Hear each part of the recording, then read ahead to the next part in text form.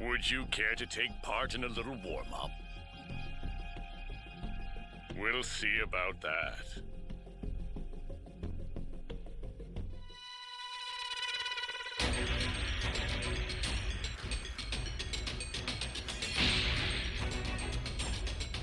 Check.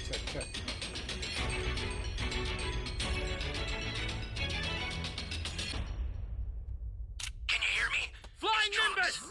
I've set a super time machine, as well as a crate of supplies. Here's how to launch. Find the power keys, then place them in the right spots.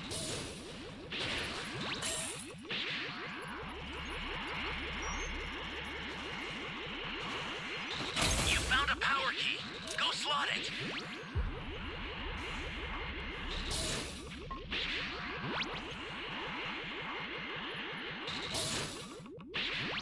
Jeez, man, what's going on?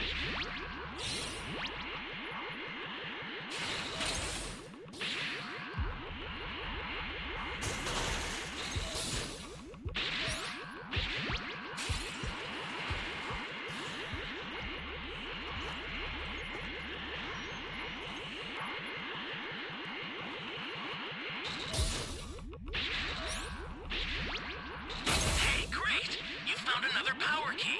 Use it quick. Finding everything but clues.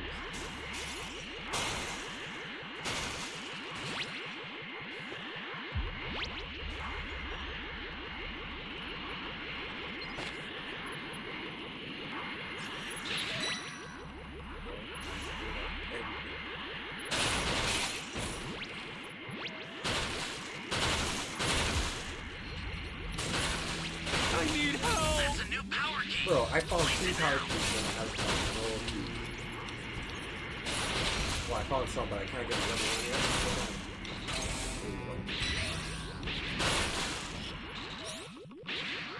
Yo, what's up, Deadpool? How you doing? Right now I'm playing Dragon Ball The Breakers.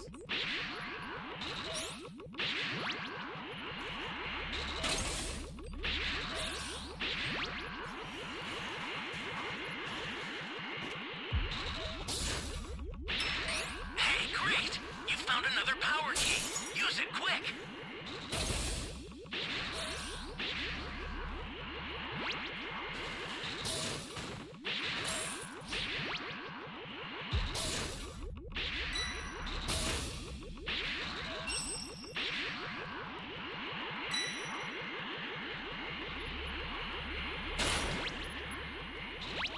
Welcome. Whoa.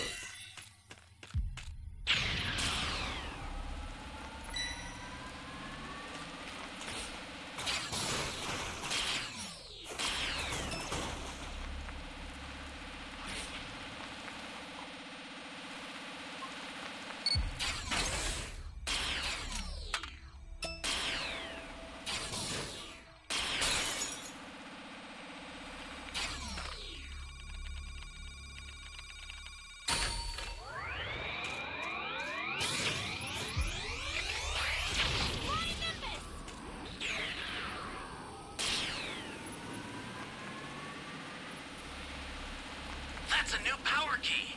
Place it now.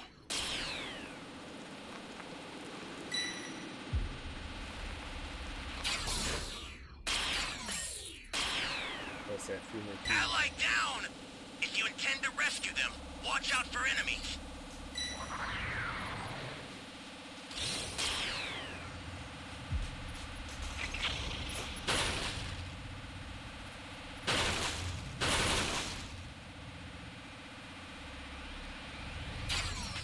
Flying Nimbus! What's the big idea?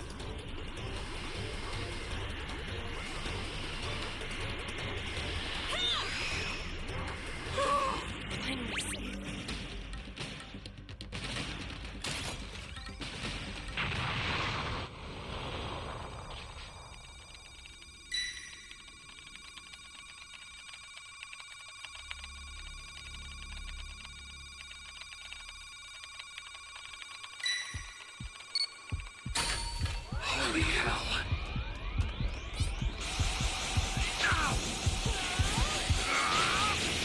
Bro, there was 2 of us. Why you have to come after me? And I was very sick.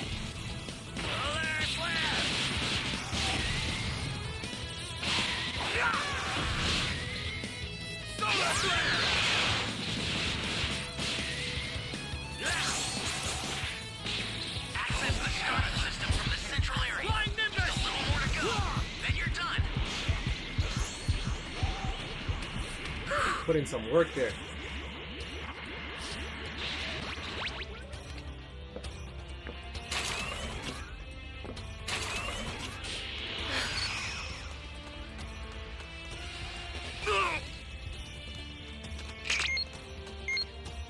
I hope this person wants the ball.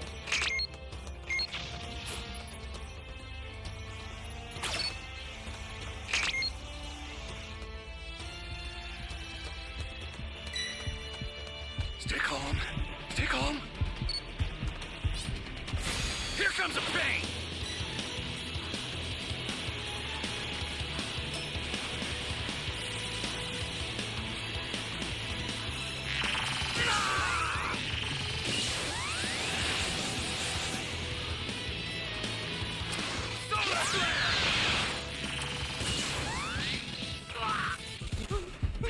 No one does this to me.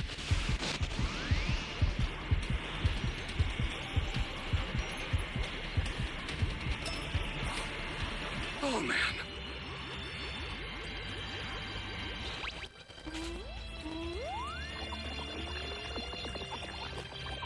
Yo, what's up? How you guys doing tonight?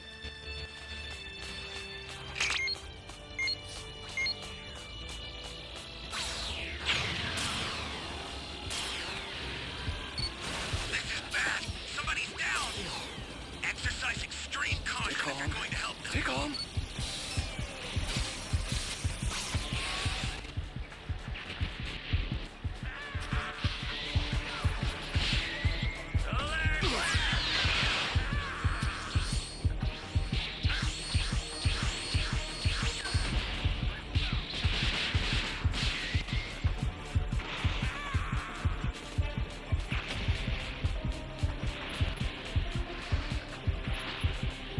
An ally needs your help.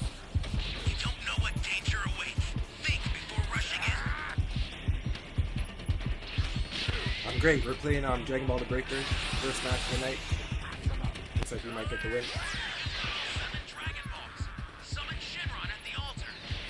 Yeah, we got the win.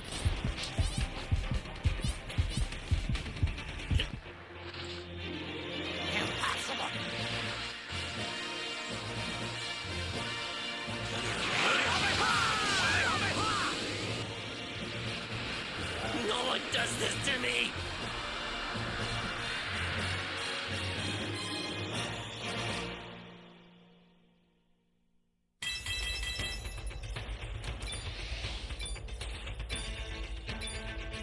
W first match of the night.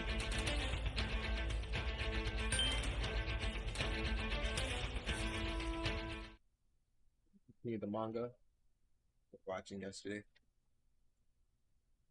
Easier to destroy Android 17 Saga. and 18 before they're reactivated. Gohan inquires if Bulma can relay their newfound information to Goku, but without a ship, she can't exactly get to him. Piccolo then instructs Gohan to take Bulma and baby Trunks to Goku, while he, Tien, and Krillin try to find the lab before Vegeta does. As they set off, Yajirobe appears and joins Gohan, Bulma, and baby Trunks, telling Gohan to hurry up so they can all leave together. Meanwhile, as Dr. Gero approaches his lab, his sensors pick up someone's energy and he hides among the rocks. He then spots Vegeta and future Trunks flying toward his lab, initially thinking it's a coincidence, but recalls Bulma's connection to Capsule Corporation and realizes that they're indeed heading for it. He then spots Piccolo, Krillin, and Tien and realizes they must be planning to destroy androids 17 and 18 before he can activate them. Gero, confident that the Z-Fighters will need to do a bit of searching to find the precise location, Terrence, he you playing decides to Breakers? take a different route, hoping he'll have enough time before they discover his lab. Meanwhile, during their flight, future Trunks ponders future Bulma's belief that there's some good deep down down in Vegeta, but he remains skeptical as only a monster would abandon the mother of his child and son as they face imminent death. Realizing his son intends to keep following him, Vegeta attempts to outpace future Trunks, but he matches his speed by transforming into a Super Saiyan, which doesn't surprise Vegeta given future Trunks is his son. Meanwhile, Gohan carries Yajirobe, Bulma, and baby Trunks slowly on the way to Goku. Tien, Piccolo, and Krillin arrive near North City in the mountains and decide to split up in search of Dr. Gero's lab. Krillin proposes dividing the remaining 6 sensu beans among themselves, and everyone agrees. Meanwhile, Vegeta tells future Trunks to stop following him, but Trunks insists on helping his father to fight the androids. Trunks also vows to fight Vegeta if he tries to activate the androids himself. Vegeta scoffs at the remark though, believing that a true Saiyan would be eager to face the androids upon hearing of their power. Down below, Dr. Gero, choosing a discreet approach, is confident that the Z-Fighters will struggle to locate his lab. Not long after, Gero finally reaches his lab and enters the cave where it's hidden. Just before entering though, he notices Krillin watching him, though the doctor underestimates his abilities and proceeds to unlock the lab's door, claiming that even if Krillin calls for help, it'll be too late. Krillin then releases his energy, catching the attention of Piccolo, Tien, Vegeta, and Trunks. Inside the lab, Dr. Gero expresses his reluctance to activate androids 17 and 18, but he feels compelled to do so now, hoping he's resolved the issues they previously had. Gero activates 17 while holding his shutdown remote switch, which the android keeps an eye on as he politely greets his master. Gero is relieved to see that 17 appears to be functioning correctly and proceeds to activate 18 as well. To his surprise, she also displays politeness towards Gero, but eyes the remote as well, courtesy of android 17. 18 notices that Gero has turned himself into an android, and the doctor briefly points out his pursuit of eternal life.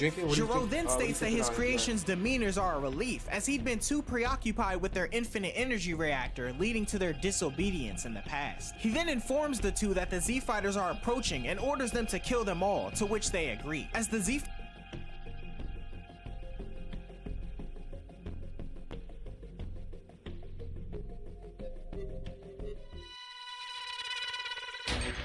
everyone's playing now.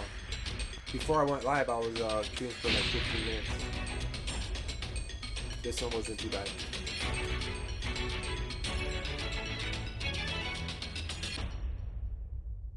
Can you hear me? Flying Nimbus! Trunks! I've set a super time machine, as well as a crate of supplies. Save me! Here's how to launch. Find the power keys, then place them in the right spots. You're my savior.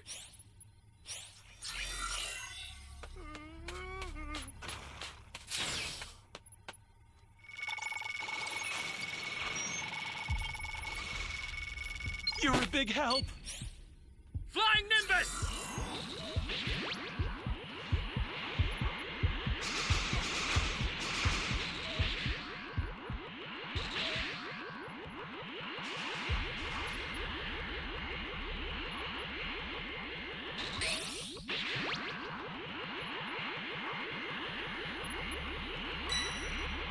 Got out of there, bro.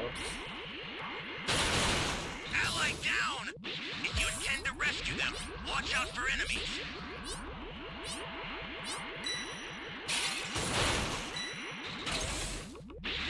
Oh yeah!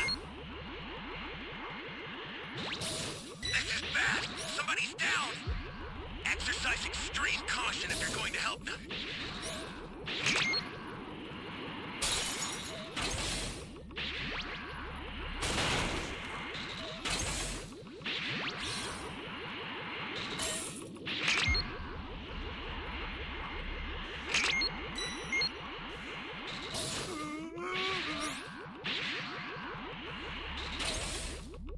Now the thing about Gamma is they can still eat. You have to open like every box. They can find it before you go. You still have more fight in you? You're a big We help. found no keys so far.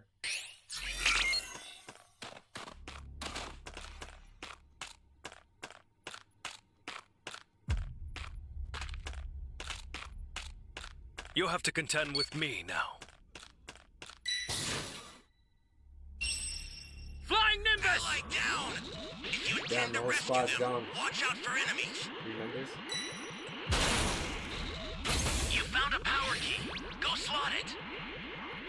Probably camping their bodies. Not even worth it.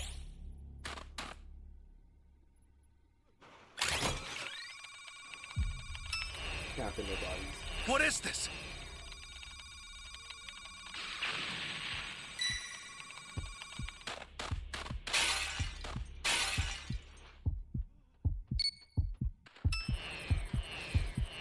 What is this?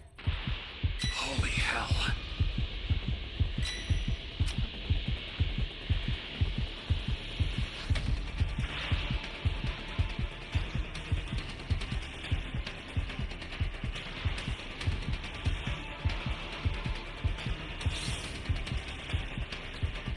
Oh man. Just got away. This isn't good.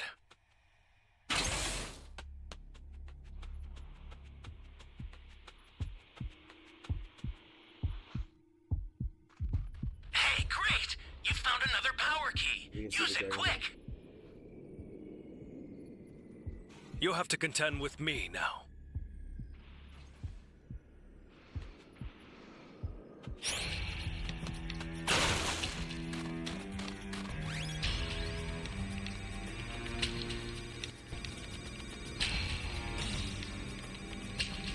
You'll have to contend with me now.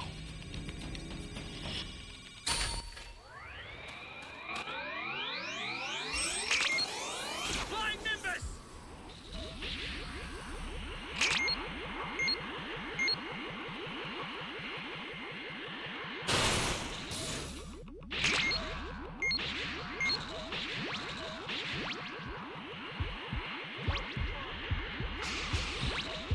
Pretty sauce. You still have more fight in you? Holy hell. Sauce. It's over!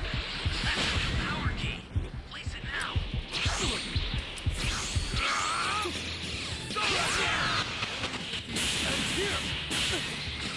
Prepare yourself! This is nothing.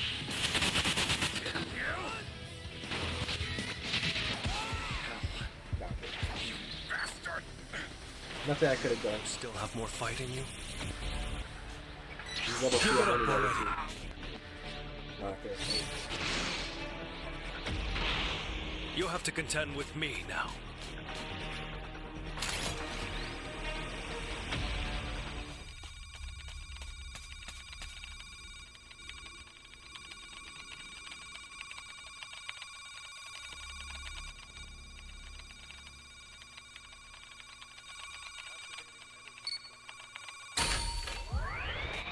Great! You know what to do with that key.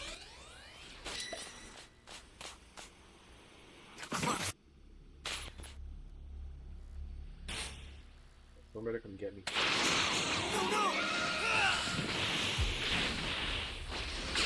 Solar flare! Try this!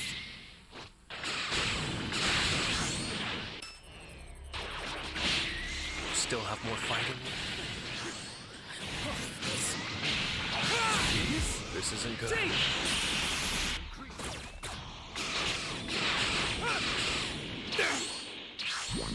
You still have more fight in you? I got killed.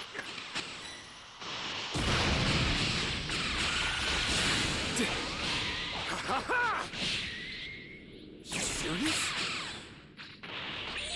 An ally needs your help. We don't know what danger awaits. Think before rush. Next match.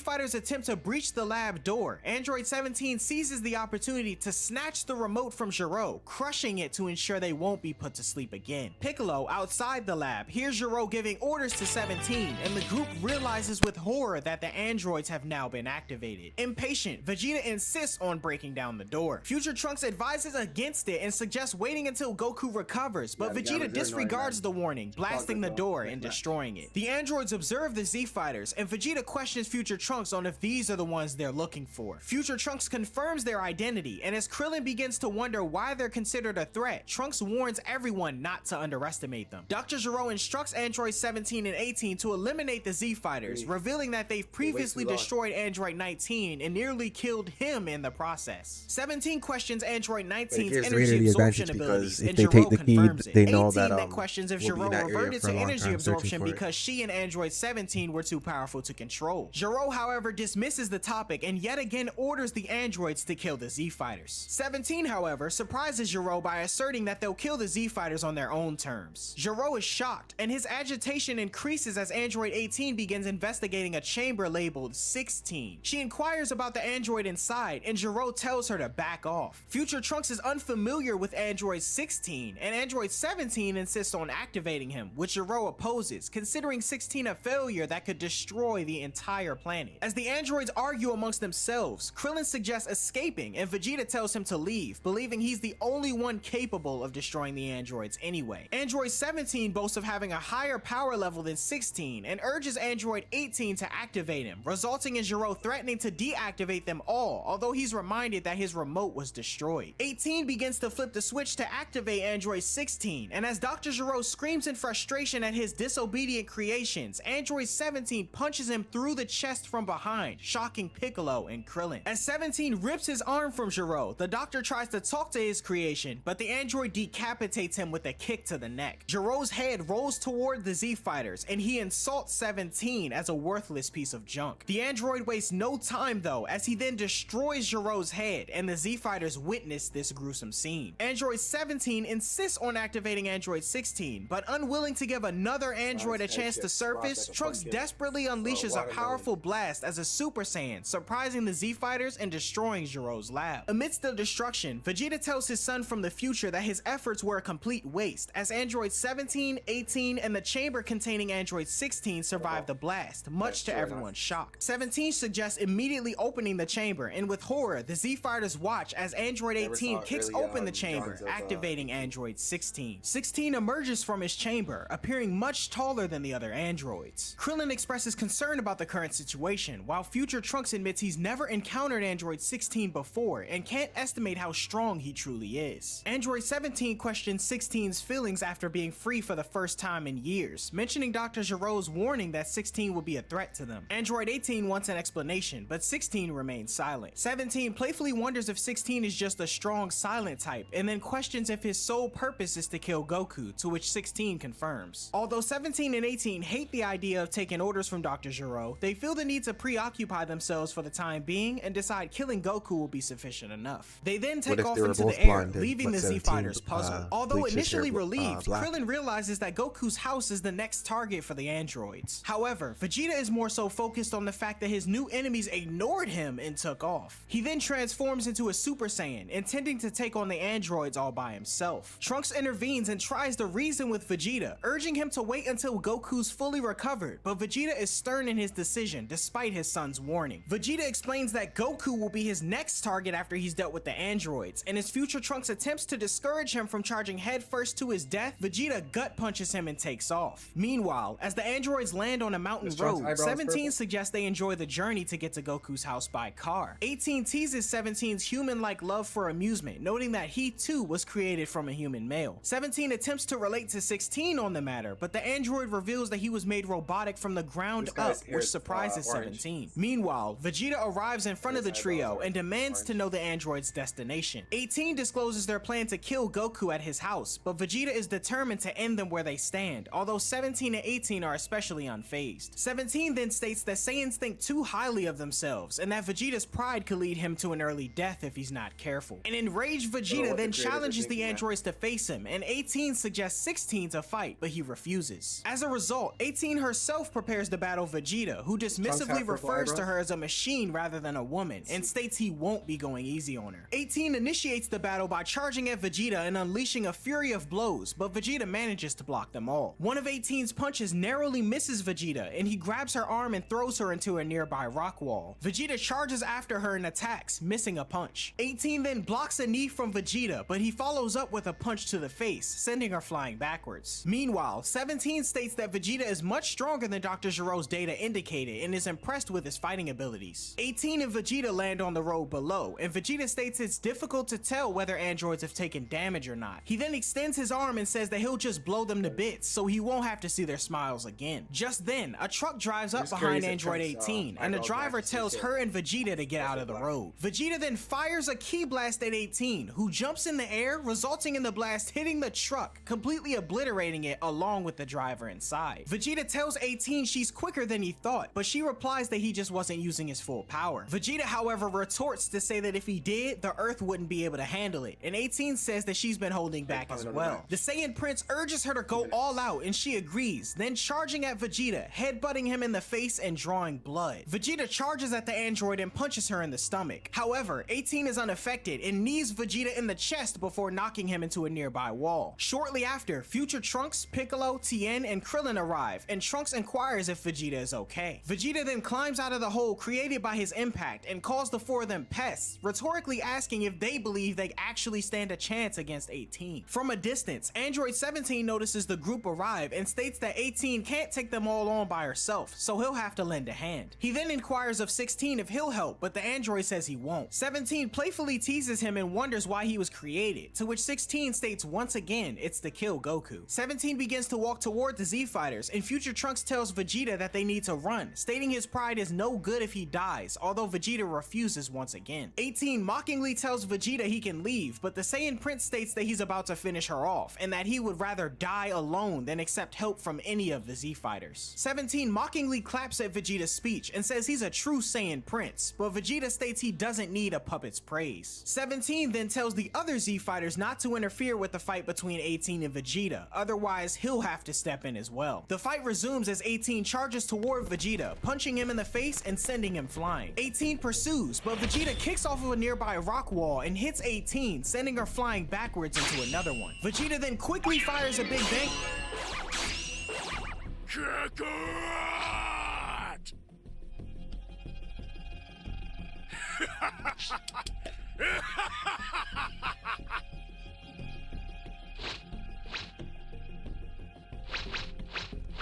Level 5 Broly.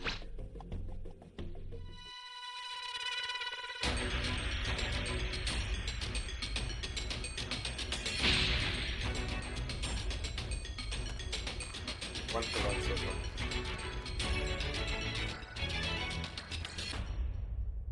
Can you hear me? Flying Nimbus! I've set a super time machine, as well as a crate of supplies. Here's how to launch. Find the power keys, then place them in the right spots. Oh, last one.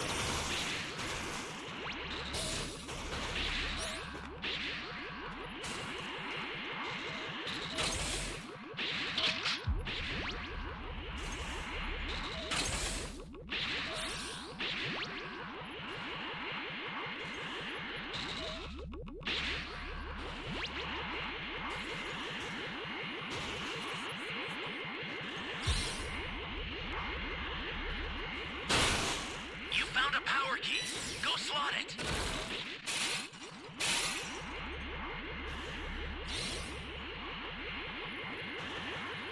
What's up here?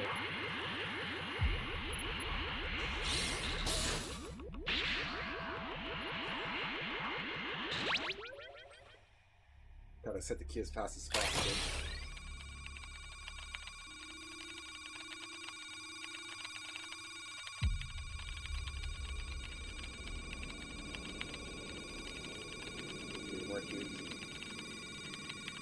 We're still down a person to fight. Great. You know what to do with that key.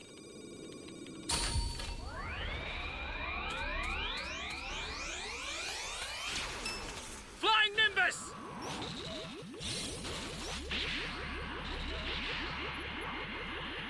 Welcome.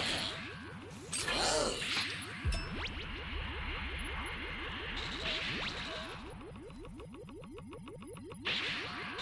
Welcome.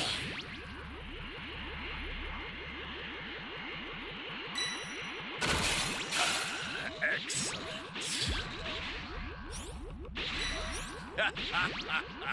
Perfect.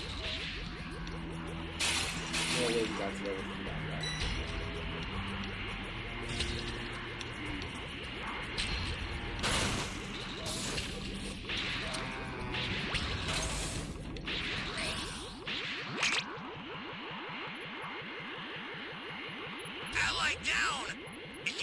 to rescue them, watch out for That's enemies. awesome.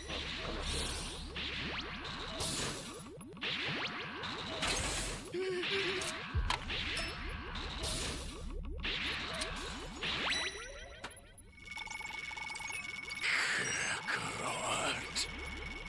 You have my thanks.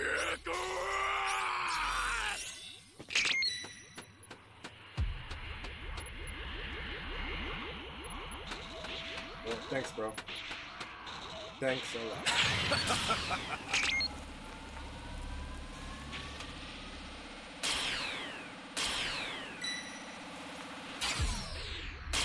This is okay. Attack the body.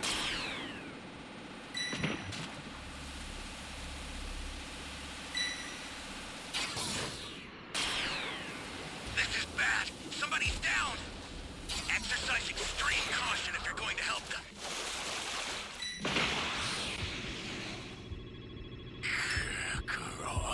Holy hell.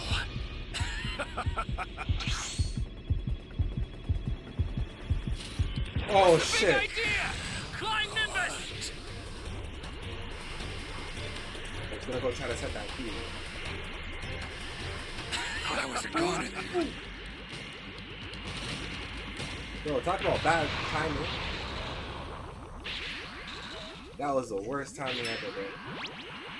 And I went far to the back.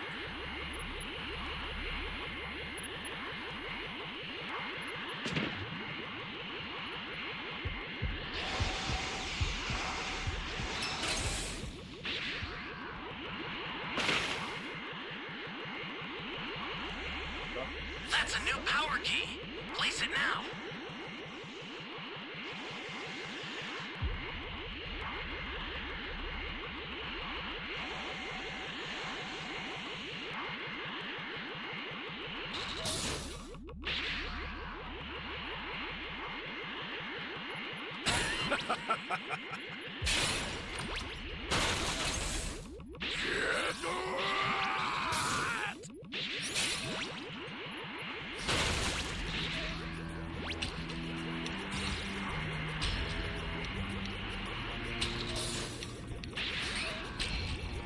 Great! You know what to do with that key. I sent you a Rob, super you- transfer. Use got it to Steam hold the Snacks in enemy the back. past. Hey, great! You found another power key. Use it quick.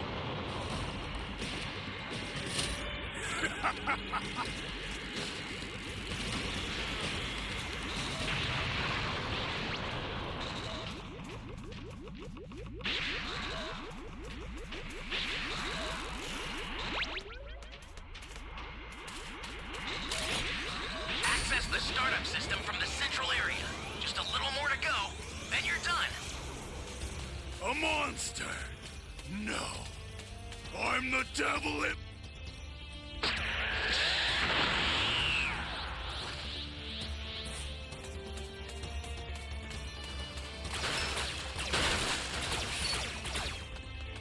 The startup system's under attack. It's dangerous, so tread carefully if you want to get closer. The startup system is under attack. Stop it if you can, but retreat if you need to.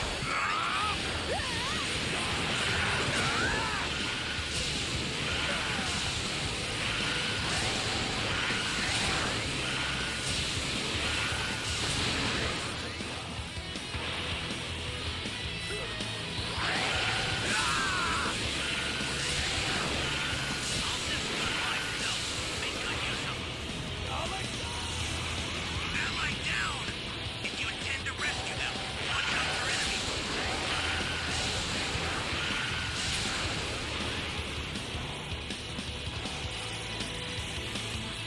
Jump his ass.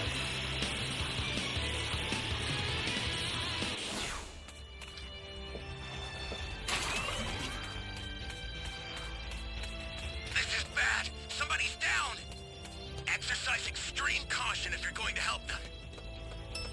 Welcome. Oh.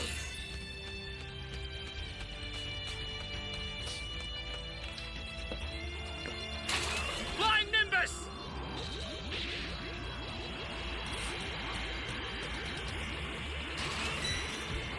Holy hell.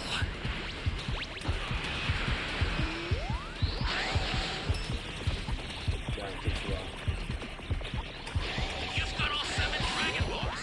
Summon Shinron at the altar. An ally needs your help. No! You don't know what Here comes a pain!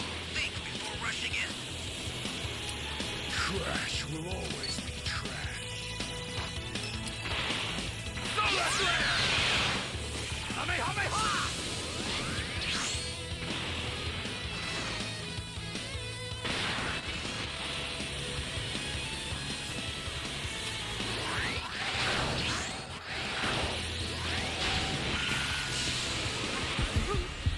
Damn it.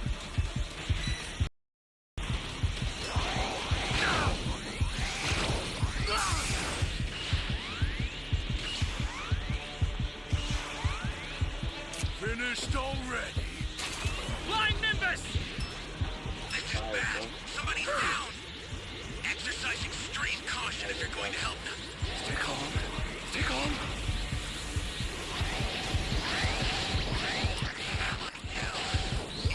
To rescue them. Watch out for enemies. Maybe that doesn't summon. Ah!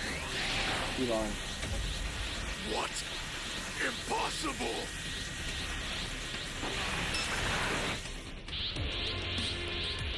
No good. Sorry, Broly. You'll be dying alongside this planet. Where do you think you're going? I was going to escape with you. In a one-person pod.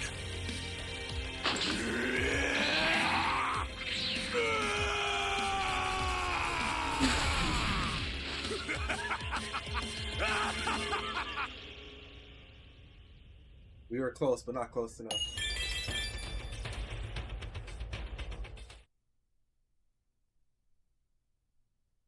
Attack, and as 18 begins to emerge from the rubble, she's unable to dodge it. Vegeta then flies toward the explosion, and when the smoke clears, 18 is still standing, although her clothes appear to be damaged from the attack. Vegeta lands in front of her and notes she isn't phased at all. 18 then removes her jacket and states she didn't think any organic being could fight like Vegeta, and questions if Goku is even stronger. Vegeta of course replies that he's not, prompting 18 to state she doesn't have to worry about either of them then, infuriating Vegeta. The Saiyan attempts to attack 18 from the side, but she blocks it, as well as a fury of additional attacks from him. Tien on the sidelines roots for Vegeta, while the rest of the Z Fighters watch silently, impressed. Android 17 seems amused by the battle, and Future Trunks is surprised at his father's strength, noting that he can hold his own against Android 18. However, Piccolo doesn't share Trunks' optimism and says that Vegeta will be killed, which surprises Trunks and Krillin. Piccolo says that Vegeta is losing stamina, while 18's power remains seemingly infinite, and just then, 18 manages to sweep Vegeta's legs and punches him in the face as he attempts to get up, angering Trunks in the distance. She then follows this up with a kick to Vegeta's left arm and breaks it in the process. Seeing this, Trunks is enraged and turns Super Saiyan, attempting to fly toward the battle to help his father. Piccolo angrily calls him an idiot, and 17 chases after him, just as he had promised to those who intervened. Seeing this, Piccolo and Tien fly toward the battle as well. 18 notices Future Trunks approaching and blocks his sword strike. Trunks is then hit in the back by Android 17 and collapses to the ground. Krillin, watching the battle from afar, is stunned that a Super Saiyan was defeated in one shot. Android 17 then notices Piccolo coming toward him and kicks the Namekian in midair, then flies up to Tien and puts him in a headlock. Having gotten back up, Vegeta attempts to fly towards 17 and Tien, but 18 grabs his foot. As 17 chokes Tien, Trunks gets up and runs toward 18, who swings Vegeta into him, sending them both to the ground. Piccolo gets up and is surprised to see two Super Saiyans down, and then notices 17 still choking Tien. The Namekian dashes towards 17, who lets Tien fall, dodges Piccolo's punch, then delivers a strong blow to his chest. Still standing frozen, Krillin watches in horror as 17 lets Piccolo fall. Vegeta attempts a sneak attack by firing a ki blast at 18 with his good arm, but she dodges the blast and flies over to Vegeta. She punches him in the face, sending him to the ground again, and Vegeta tries to get back up, only to be kicked by Android 18 in the stomach stomach, rolling him on his back. 18 then states as extra insurance, she'll break Vegeta's other arm too. She puts the heel of her boot on Vegeta's good arm and pushes down, breaking it as the Saiyan yells in pain and loses consciousness. 17 notes that Vegeta's hair has changed and his glow is gone, and 18 notes the same of future Trunks. 17 then wonders who future Trunks is as they have no data on him, but he quickly says it doesn't matter. He and 18 then fly back to the road and land near Krillin, frightening him. 17 tells him that the others are still alive and that he should feed them some sensu beans right away. He then tells a speechless Krillin that they'll fight the Z-Fighters again whenever they feel up to it. 17 turns to leave, and 18 wonders if he'll inquire about Goku's location, although 17 states it'll be more fun to find him on their own, and says that maybe even Goku will look for them. The pair then meet up with Android 16, who's still nearby, looking off into the distance. 17 wonders what he's looking at, and 16 simply states that the birds flew away because they were too noisy. 17 seems confused by this, and 18 suggests they fly to somewhere where more cars will pass by. Krillin in the distance watches all of this, still stunned at all he recently witnessed. The androids decide to head to the nearest town or village, but before they leave, Krillin rushes to catch up with them, asking them to wait. 17 questions his intentions, and Krillin questions whether they only want to kill Goku or take over the world. 17 clarifies that their current goal is to eliminate Goku, and that they'll decide what to do afterward. Krillin wonders why they want to kill Goku, pointing out that it was Dr. Gero who held the grudge against him in the first place. However, 17 explains that Goku is the Earth's strongest being, and their actions are merely a game, which is why they didn't bother asking Krillin about Goku's whereabouts. Krillin then questions if they would spare Goku if he begged for his life, but Android 16 responds that their purpose is to kill Goku, so they wouldn't be swayed even if he pleaded. 17 again tells Krillin to get the sensu beans to his friends before they die, but before leaving, 18 surprises Krillin with a kiss on his cheek, and the androids depart. Krillin snaps out of it and provides sensu beans to Piccolo, Tien, future Trunks, and Vegeta. Piccolo is amazed that the androids knew about sensu beans, and Tien wonders why the androids spared them instead of finishing them off. Piccolo speculates that the androids didn't see them as a significant threat and acknowledges their strength.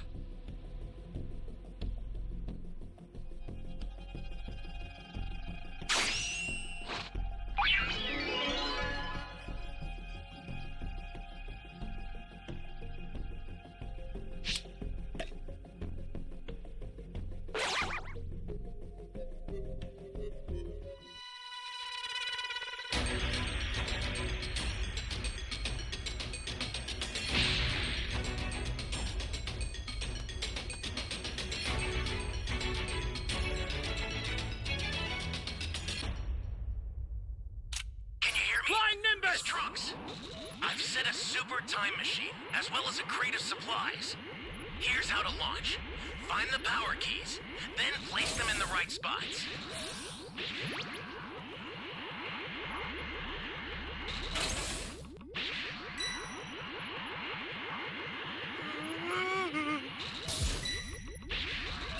You found a power key. Go slot it. You're a big help. Welcome. Where am I?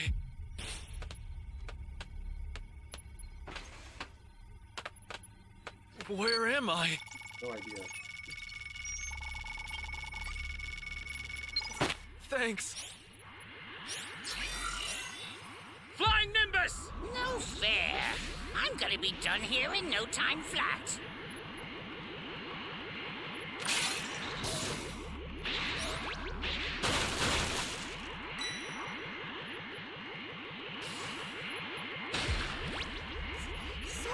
Hey, great! You found another power key. Use it quick.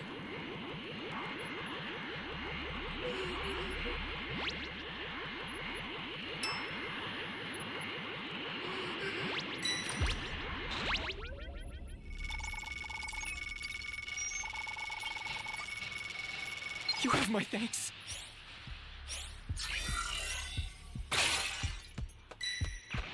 Stay calm. Stay calm. Welcome. Thank you.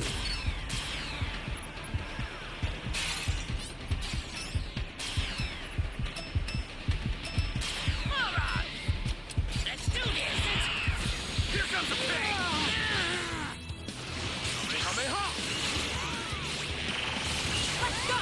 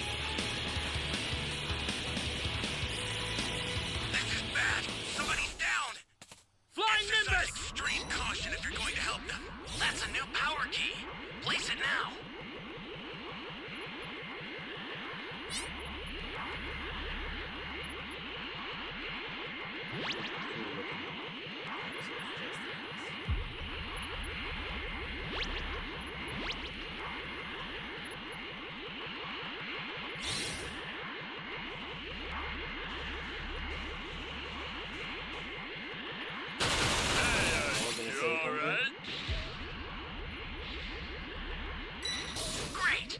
You know what to do with that key. An ally needs your help. We don't know what danger awaits. Think before rushing in.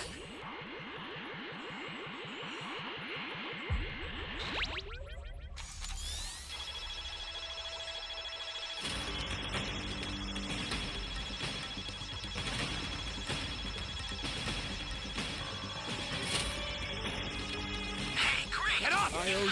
Another power key. Use it quick.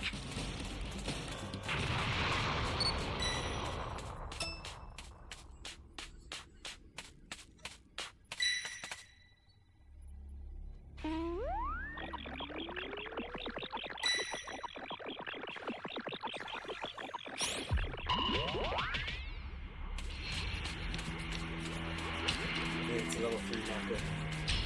Gotta find the Dragon Balls. I was gonna say that guy.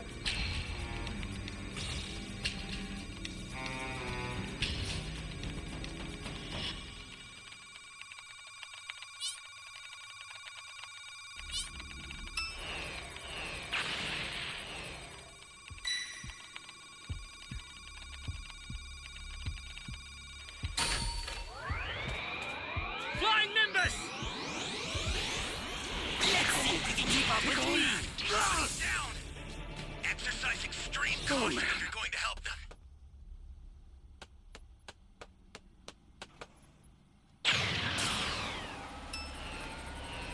Last two people.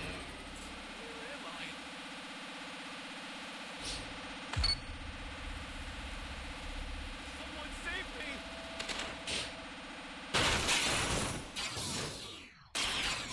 Where am I?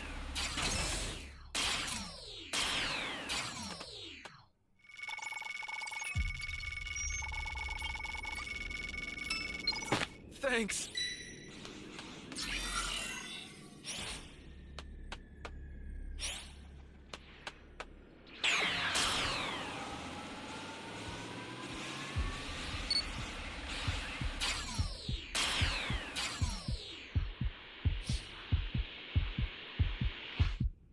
Stay calm. Stay calm.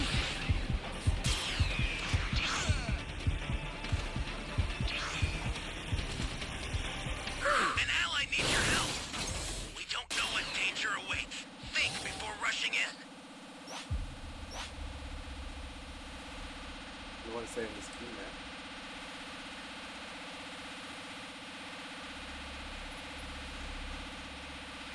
Gotta get the hell out of here! Welcome. Thank you. Not gonna make it.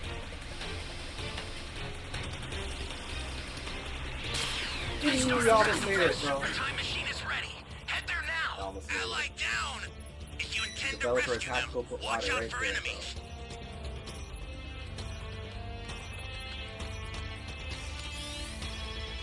Bro. Really is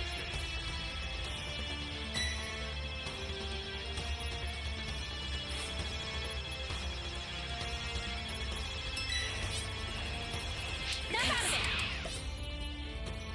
good.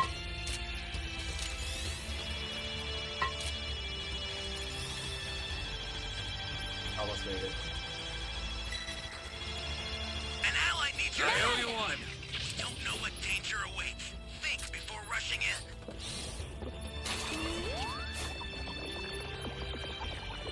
I'll send some supplies to help. Make good use of them.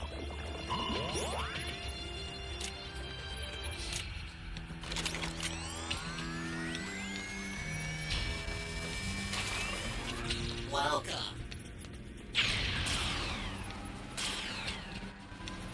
This is going to be the mother of all battles, one unlike any other. Stay calm. Stay calm.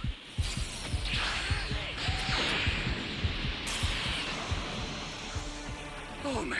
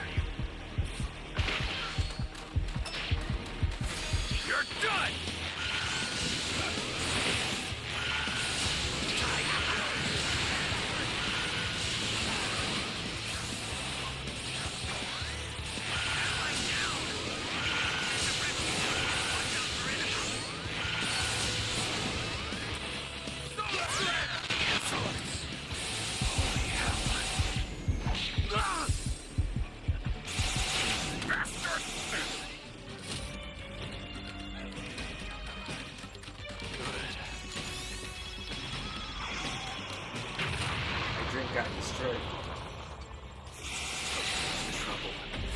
It's over!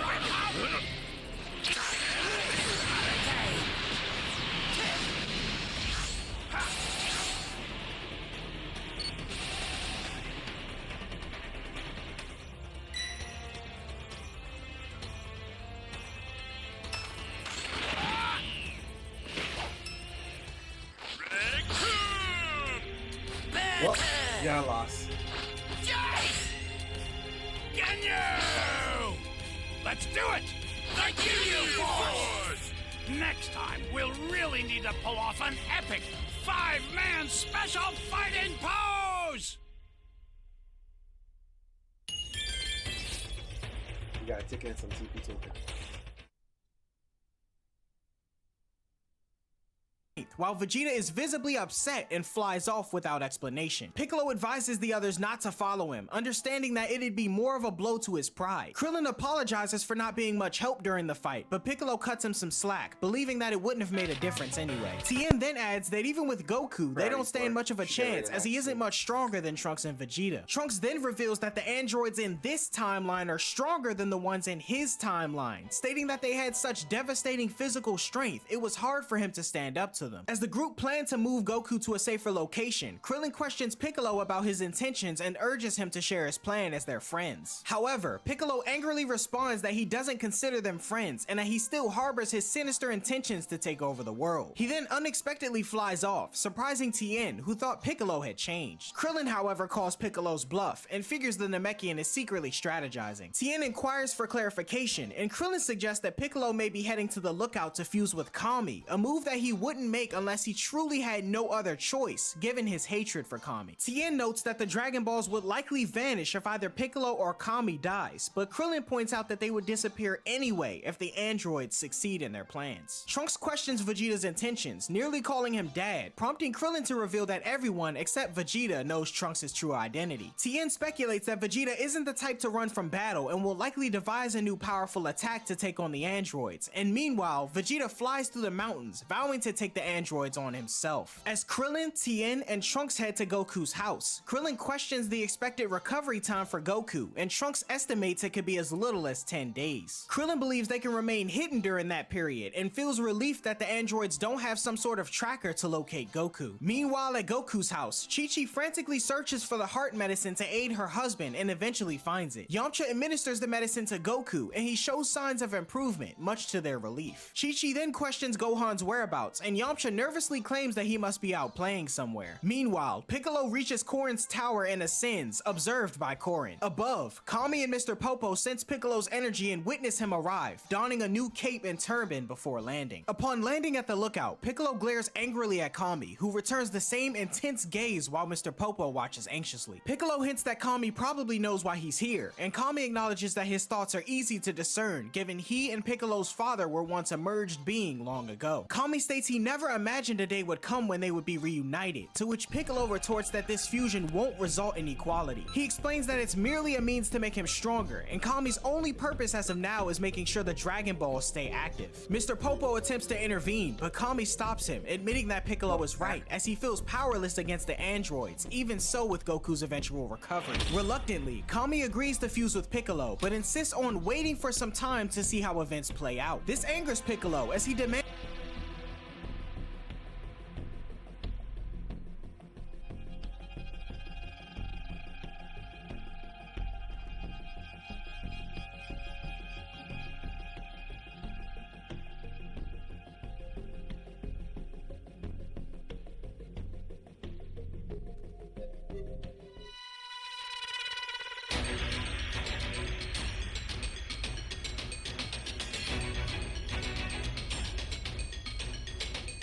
Let the carnival of terror begin.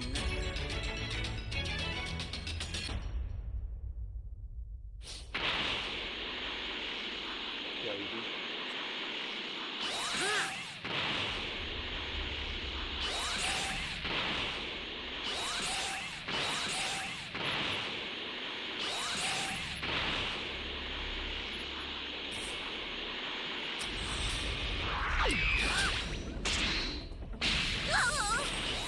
You won't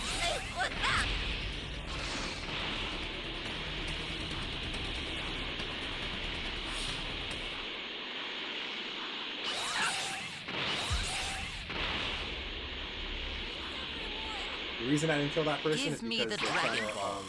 I'm sorry, everyone. they're just trying to ruin the game for everyone else. You have my thanks.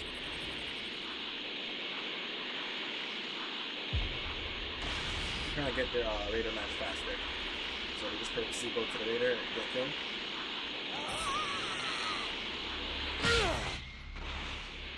Let's get in guard.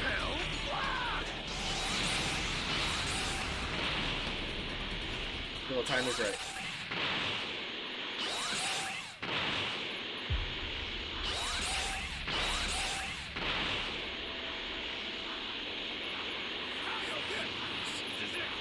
Give me the Dragon Ball. You won't get your wish. You have my thanks.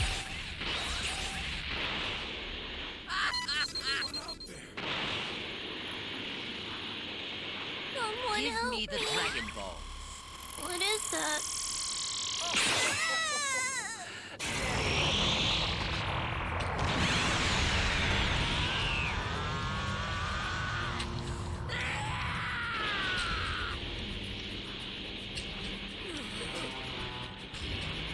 Where are the Dragon Balls? Even if I had one, why would I give it away?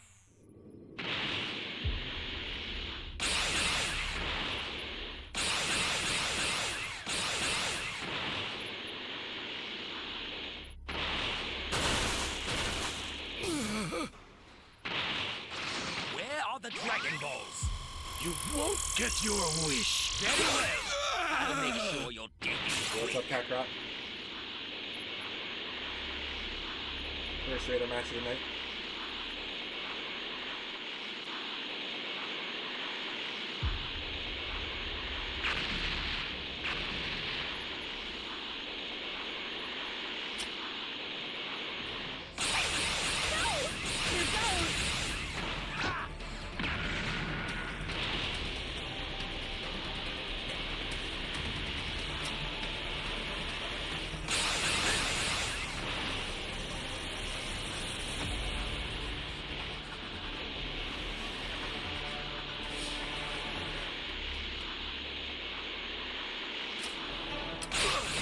It's over. Go.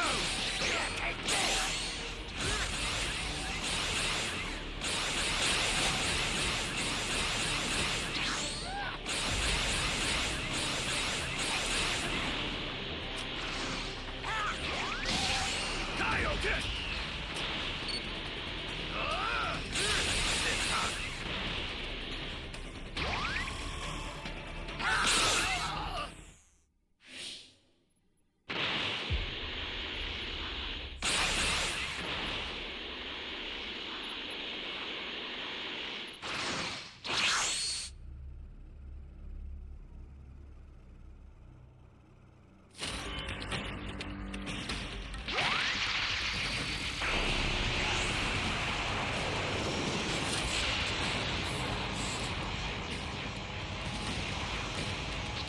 Yeah, man. You're in the queue.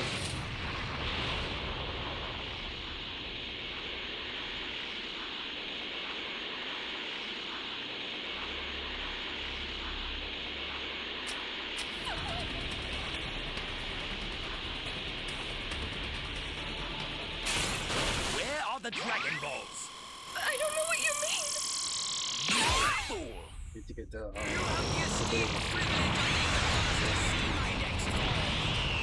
Rejoice!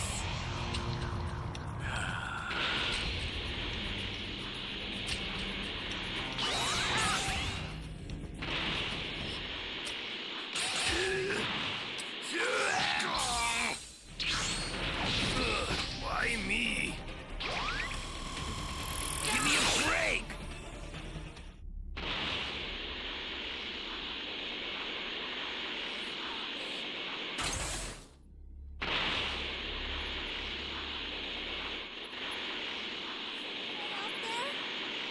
Give me the Dragon Balls. I can't help you. Sorry. If you do not have them, then I have no need.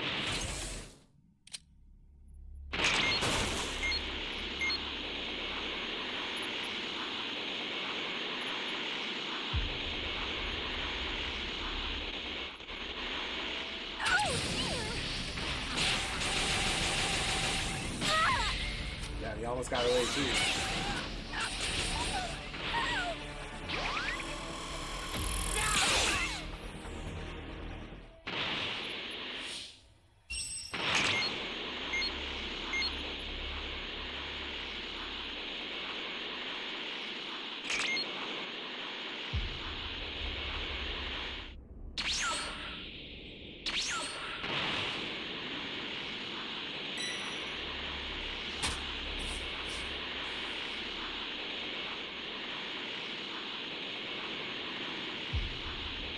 B, C, and E.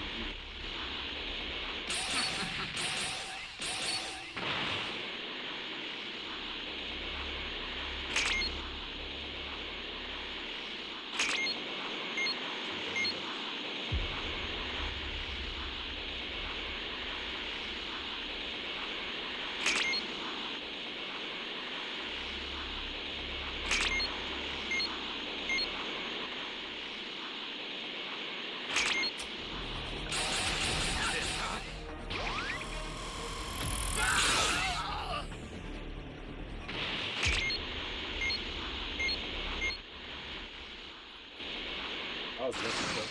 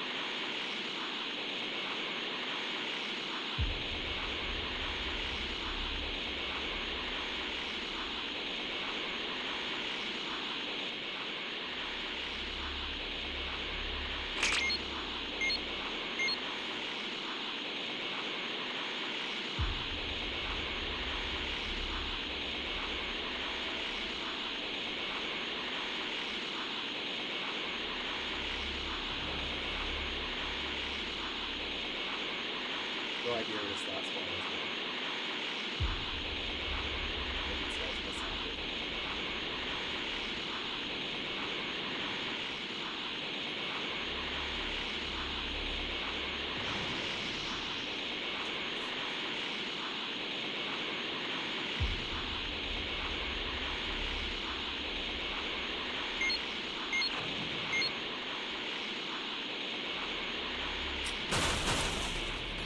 You will pay for that!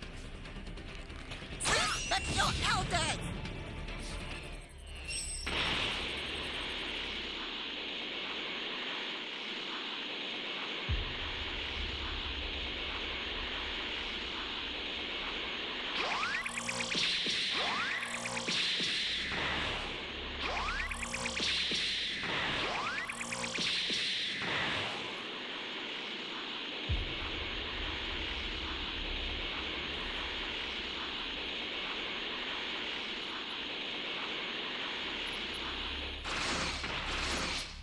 Make me immortal!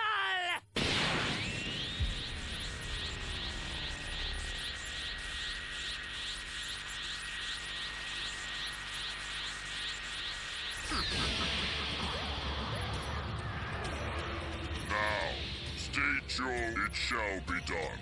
I will grant your wish.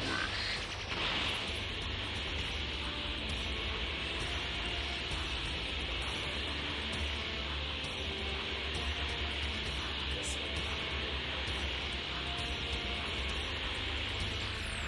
We'll destroy the time machine and just move on. They'll be dumb to try to fight with the Japanese.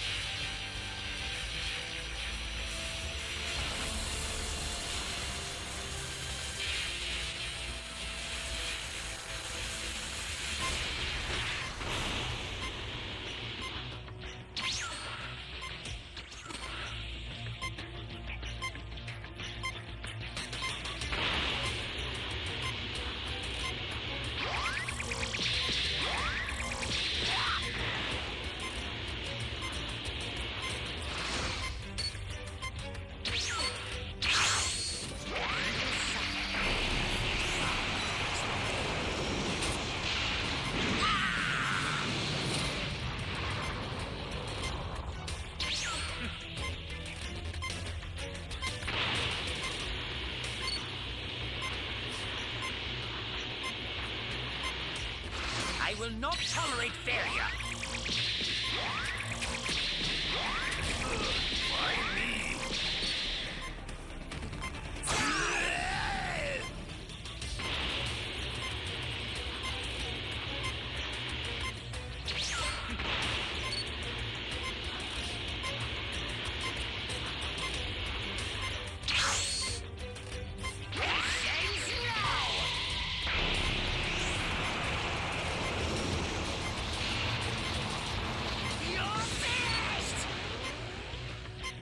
Ooh, just missed it.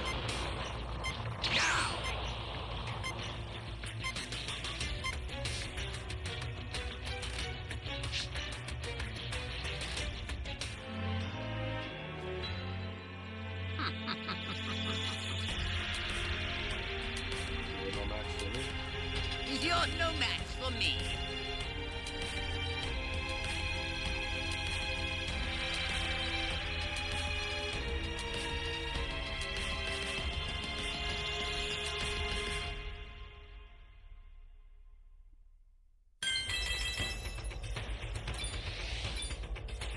Fans to know the reason for the delay. Kami explains that he wants to be sure if the androids pose a threat to the Earth. Piccolo argues that the recent battle is evidence enough, but Kami counters, blaming the Z fighters for starting it. Piccolo reminds him of the androids' destruction in future Trunks' timeline, but Kami believes these androids are different. Piccolo calls Kami a coward and declares he'll remain at the lookout until he changes his mind, but the damage done to Earth may be irreversible upon his final decision. Meanwhile, in the northern mountains, the androids spot a Lucky Foods van on the road. When the van stops, the androids approach and the workers become frightened as Android 16 lifts and empties the entire van. The androids then leave, with 17 planning to head to Goku's house. However, 18 insists on getting new clothes first, and 17 agrees to accommodate her request. Tien decides to check in with Chaozu first, but promises to return before things escalate with the androids, although he doubts he'll be much help. Krillin suggests moving Goku to Kame House to avoid approaching the androids, and future Trunks wonders why history has changed so drastically. They arrive at Goku's house, and Krillin questions if the androids are really as bad as they're made out to be, as he thinks about his kiss from Android 18 on the road. Chi-Chi opens the door, curious about future Trunks' identity, but Yamcha comes around the corner, happy to see his friends alive. Krillin then questions Goku's condition, and Yamcha reveals that he's admitted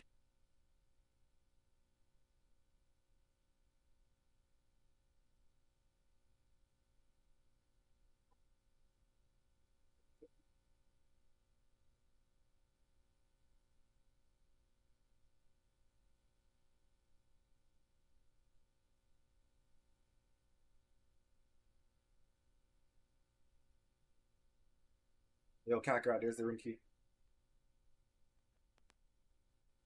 You got 2 minutes.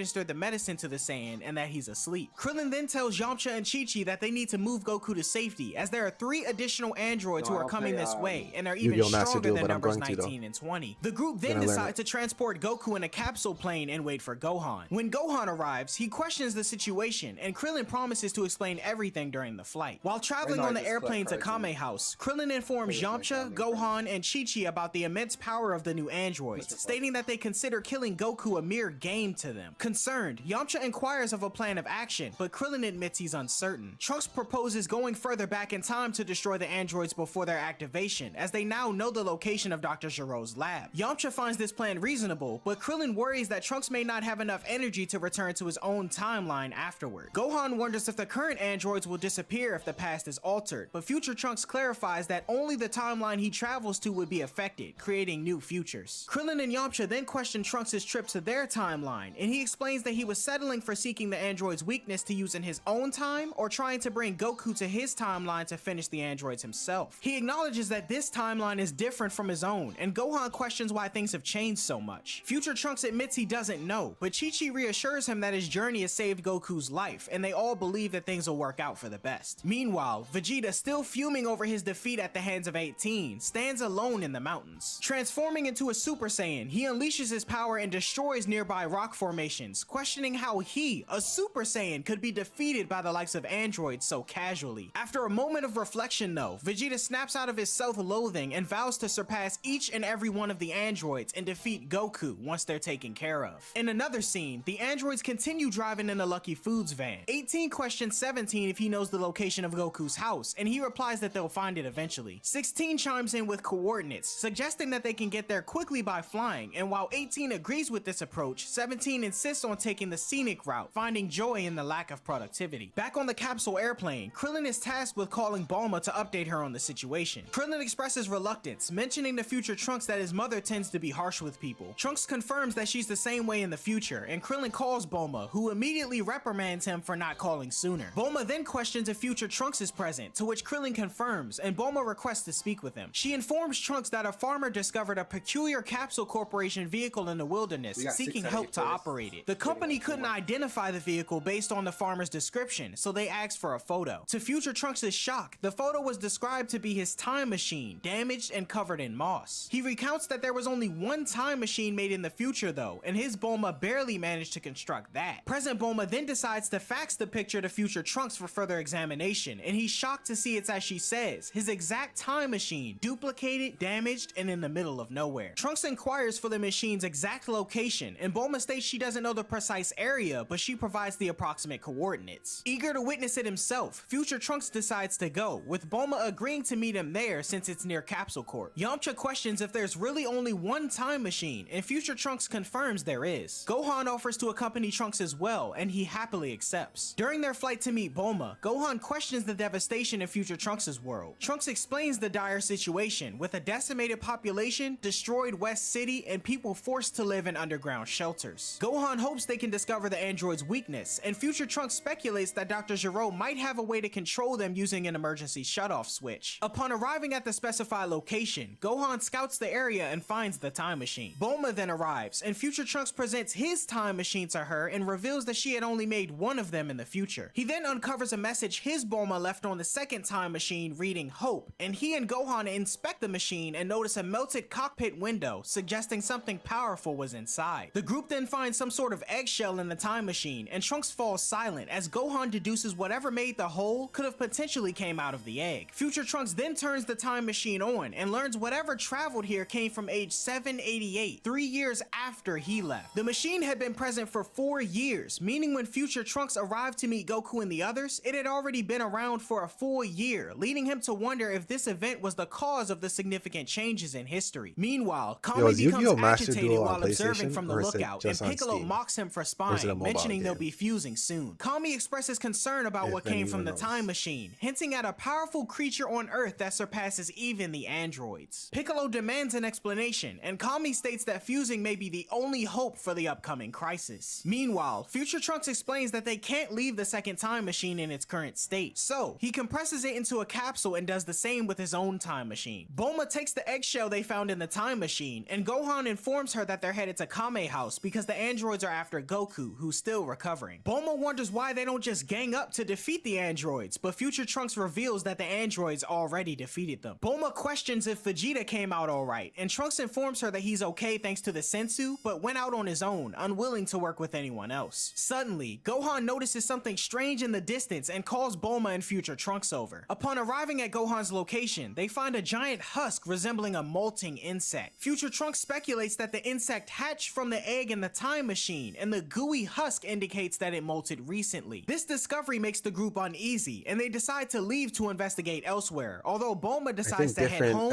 Trunks then asking himself what's going on, as none of the events taking place make any sense. Meanwhile, the androids stop at a town where 18 tries on some clothes and leaves without paying. The androids get noticed by the police and engage in a high-speed chase, but 18 rips the engine out of the police car, sending the occupants crashing down a plateau. Meanwhile, at the lookout, Kami becomes nervous and Piccolo Ball, questions the connection between this event Super and the isn't time machine Trunks Kami hair blue? mentioned But earlier. in the At manga the it's same purple? time, Bulma hears a news report about Ginger Town, where all contact has been lost and the residents have mysteriously disappeared. Bulma realizes that Ginger Town is close to where they found the second time machine, adding to the Z Fighters' growing concerns. Concerned about the alarming news broadcast she's witnessing, Bulma contacts Kame House from her airplane. Krillin answers and informs her that Gohan and Trunks haven't returned yet, and Bulma instructs Krillin to turn their television to channel 872. Krillin, Yamcha, and Master Roshi follow her instructions and watch a report about the people of Ginger Town, whose clothes were found abandoned. The report indicates that the entire population has vanished, apparently after a struggle with something. Krillin suspects the androids are responsible, but Bulma disagrees, deciding to wait for Gohan and Trunks to provide more information upon their return. Soon after, Gohan and Trunks come back and join the group and notice they're laser focused on the news broadcast. They witness police officers shooting at an unseen threat in the background. However, the shooting stops abruptly as the cameraman appears terrified, desperately calling for help between channels before the signal cuts out. At the lookout, Piccolo questions Kami about what he sees on Earth. Kami responds cryptically, suggesting that Piccolo will understand once they merge. Surprised by Kami's willingness, Piccolo is eager to fuse, but emphasizes that he'll become the dominant mind in their merger. Kami agrees and offers to grant Piccolo his power and knowledge, although Mr. Popo is hesitant, unwilling to lose his friend of many years. Kami asserts that the Earth isn't in need of a god at this point, but a strong warrior, and Piccolo has changed drastically over the years, casting out the evil from his heart. Kami thanks Mr. Popo for all he's done for him, and he and Piccolo fuse, creating a magnificent explosion of light. Now a new being, the fused Namekian declares that he is neither Piccolo nor Kami, but a Namekian who's forgotten his original name. Back at Kame House, Future Trunks believes that the creature hatched from the egg they found is responsible for the problems in Ginger Town, and decides to go and investigate. Gohan insists on joining him, leading to objections from Chi-Chi. However, Future Trunks persuades them to stay behind and protect Goku from the androids, assuring them that he can handle the situation. Meanwhile, Piccolo arrives in an empty Ginger Town and quickly spots the mysterious creature, which he refers to as the monster he's been wondering about. However, the bug-like monster's initial key emanates a power that surprises Piccolo. While the monster has the richest man in Ginger Town captive, the man pleads for Piccolo's assistance, offering him anything in return. Piccolo refuses to be swayed by the man's offer, but stands firm, stating that every life holds value, even if it's as worthless as his. He commands the monster to release the man, and it seemingly obeys by letting him go. However, the monster suddenly impales the man with his tail and absorbs him, leaving Piccolo shocked. Remember, Ultra and Eagles disturbed. comes from In the aftermath, God of Destruction the form, monster right? makes a chilling And that's revelation, purple. speaking Piccolo's Oh, the name God of and surprising the Destructions aura Namekian. is The purple. monster then powers up immensely and claims to be Piccolo's brother. Meanwhile, I at guess it Kame just House, matched that way. Future Trunks, Gohan, Yamcha, and Krillin sense the monster's energy and are taken aback. They recognize elements of various familiar energies, including Frieza, King Cold, Goku, Piccolo, and even Vegeta. Despite the confusion, Trunks still decides to head to Ginger Town to investigate, as he's curious about what kind Yo, of Justin villain they're Den, what's dealing up, with. homie? Elsewhere, Vegeta, Tien, and Every Chaozu also every sense stream I the always give you a monster's shout out and presence tell people to wonder come about the situation. subscribe to your Back in video. Ginger Town, Piccolo demands answers from the creature Right now we're about his playing identity Dragon and Ball The intentions, Breakers, and although it in the states break he time we doesn't watch your need to know mangas. such things. As tensions rise, Appreciate you Piccolo dropping by. asserts that he will defeat the monster, even if he remains ignorant of his foe's past. However, the creature remains undeterred, and Piccolo tells him that he's got the wrong person, as the two engage in a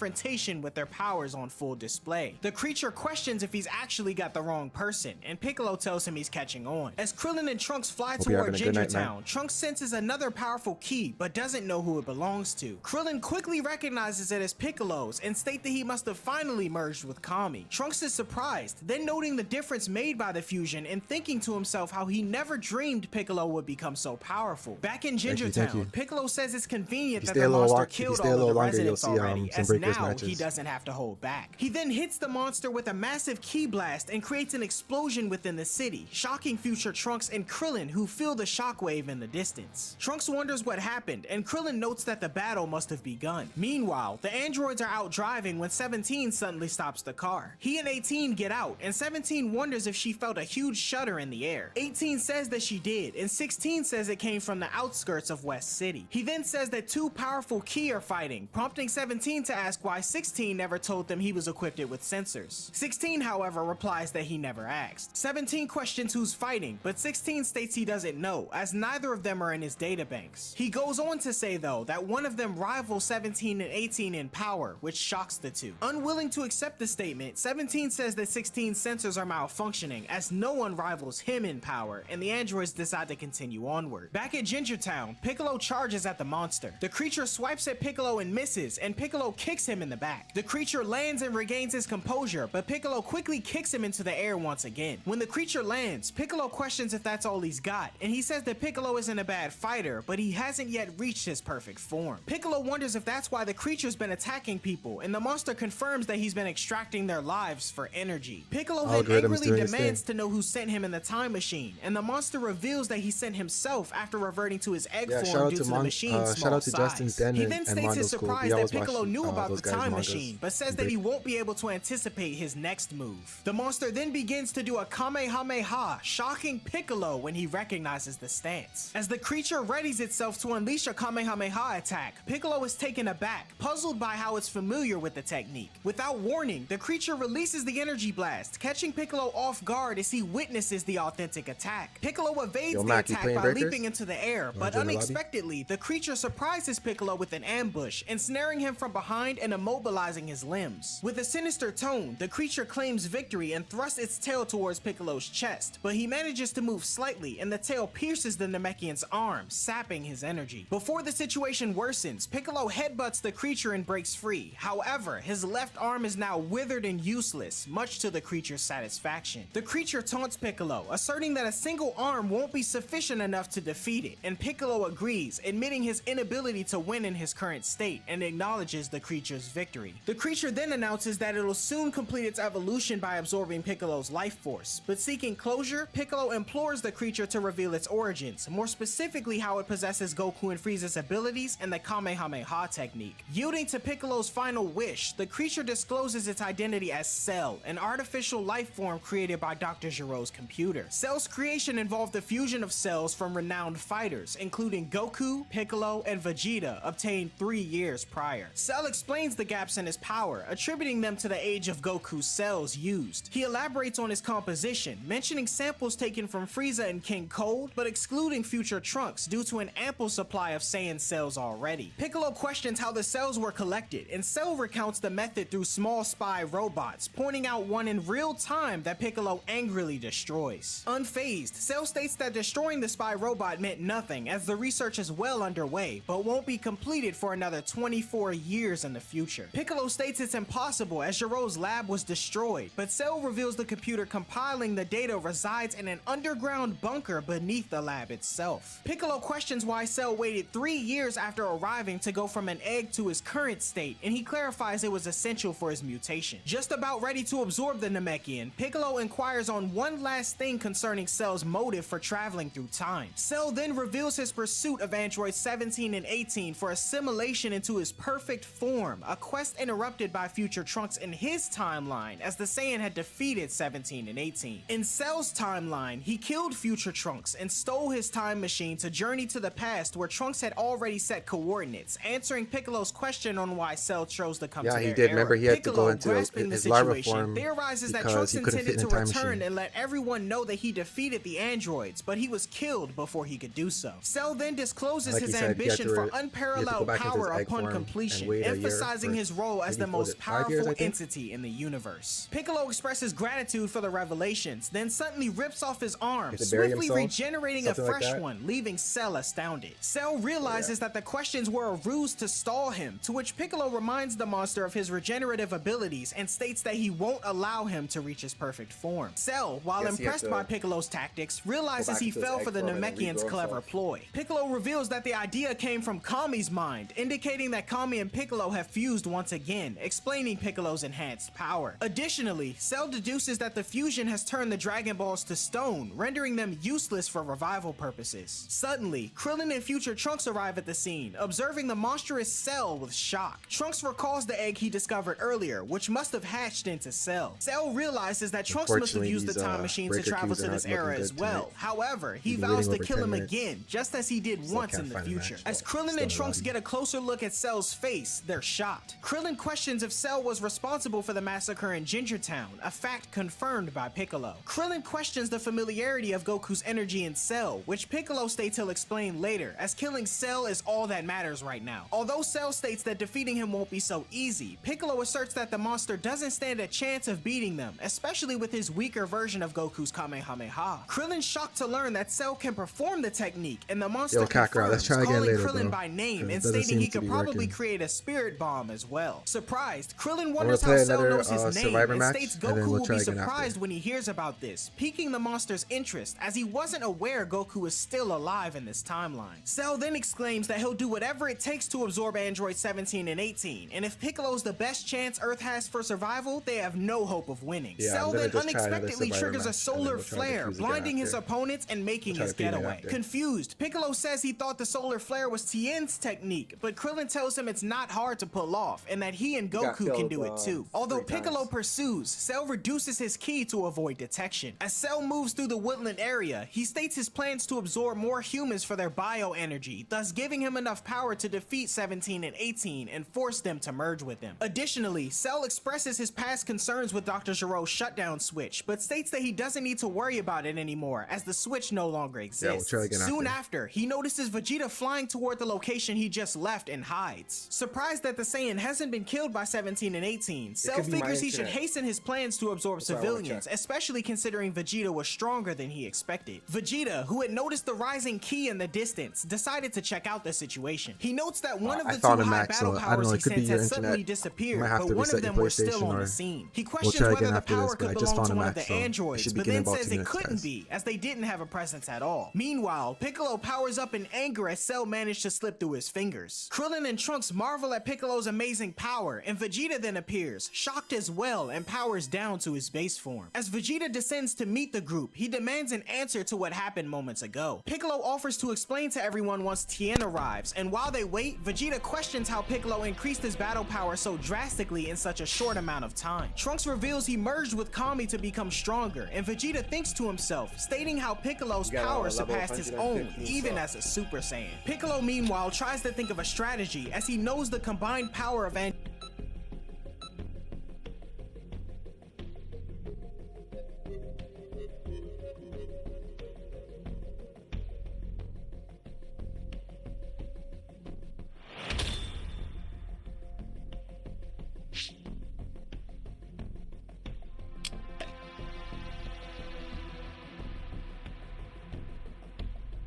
Gotta get a W.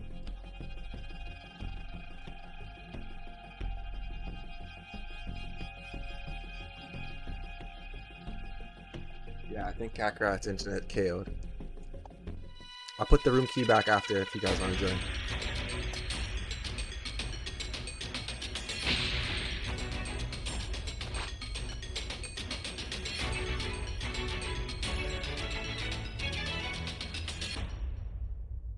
Can you hear me? Flying Nimbus! It's Trunks.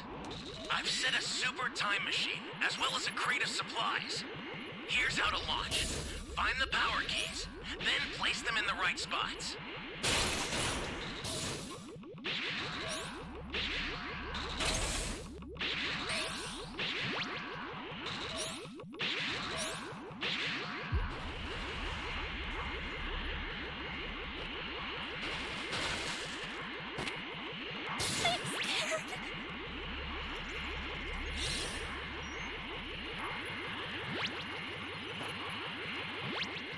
Get over here.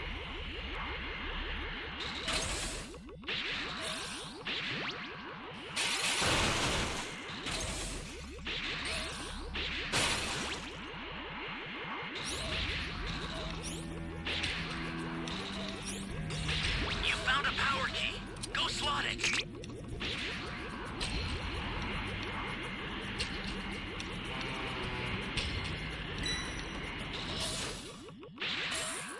Since he's over there, let me go set this key. I got my level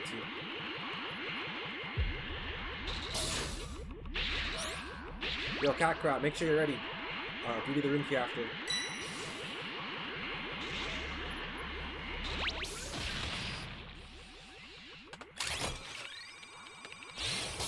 And this big ass pot had to come and figure out a location.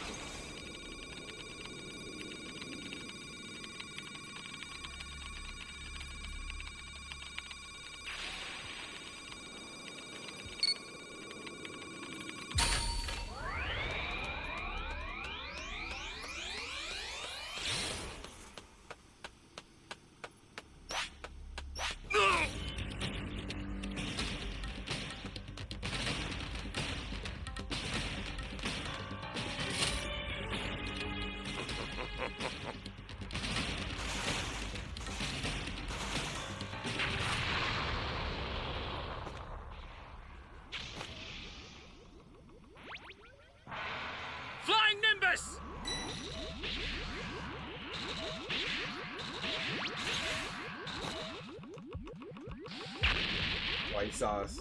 Or did he see this guy? He makes me so well, man. Piccolo?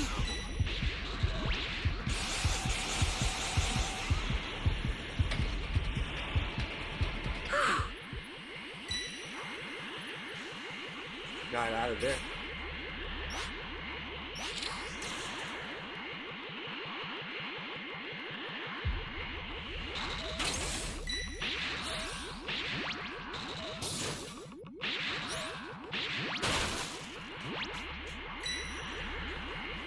This is bad. Somebody's down. Exercise extreme caution if you're going to help them.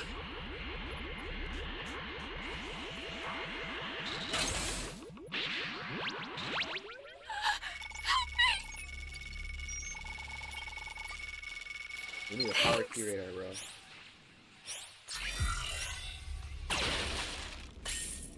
Ally down! If you intend to rescue them, watch out for enemies.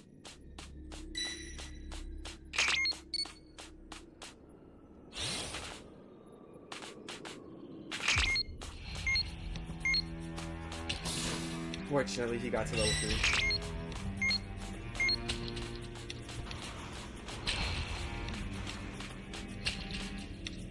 Great! You know what to do with that key. Flying Nimbus! This is bad. Somebody's down. Exercise extreme caution if you're going to help them.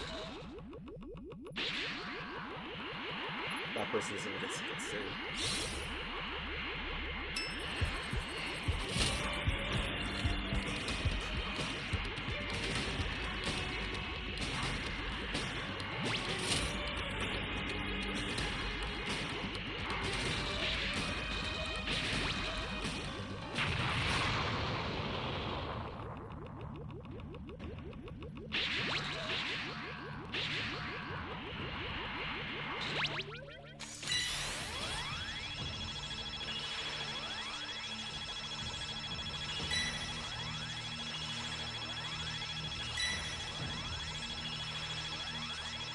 An ally needs your help.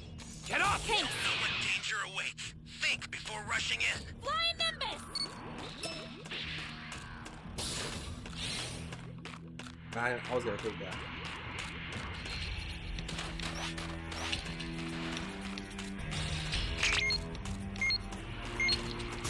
Yo, Kakarot, you don't have a charger? What's the big idea? Go plug that in your charger, bro.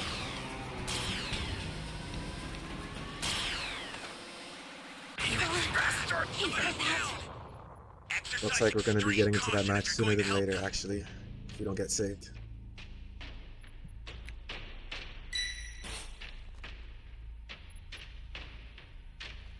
We'll be posting the room key soon, guys, so make sure you're ready.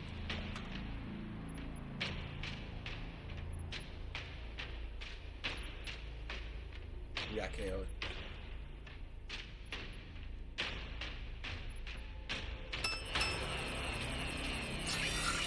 The escape time machine's ready to That launch. was really Ignore the power keys. unfortunate. Get out of there. There's a beacon where the blue light is. Do you see it? Head that way fast. Well, Kakarot, you didn't miss anything in this match.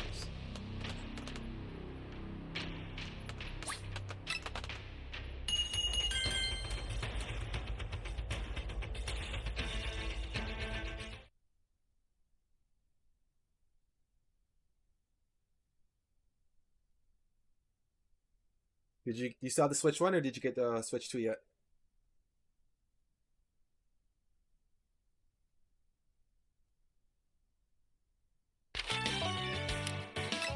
Alright, we'll try again.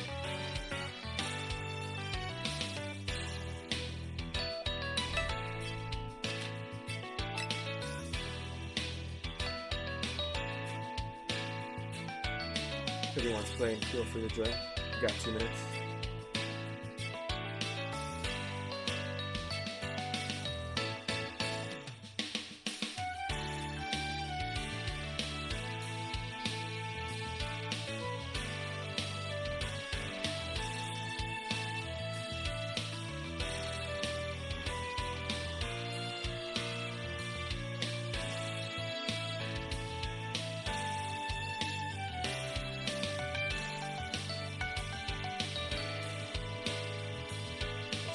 Switching. Yeah, the Switch 2 sucks. If you have the Switch 1, just keep it. No reason to upgrade unless you want to play that new Mario. But even the new Mario, you get bored of it, you just want to go back to Mario 8. That's what I did.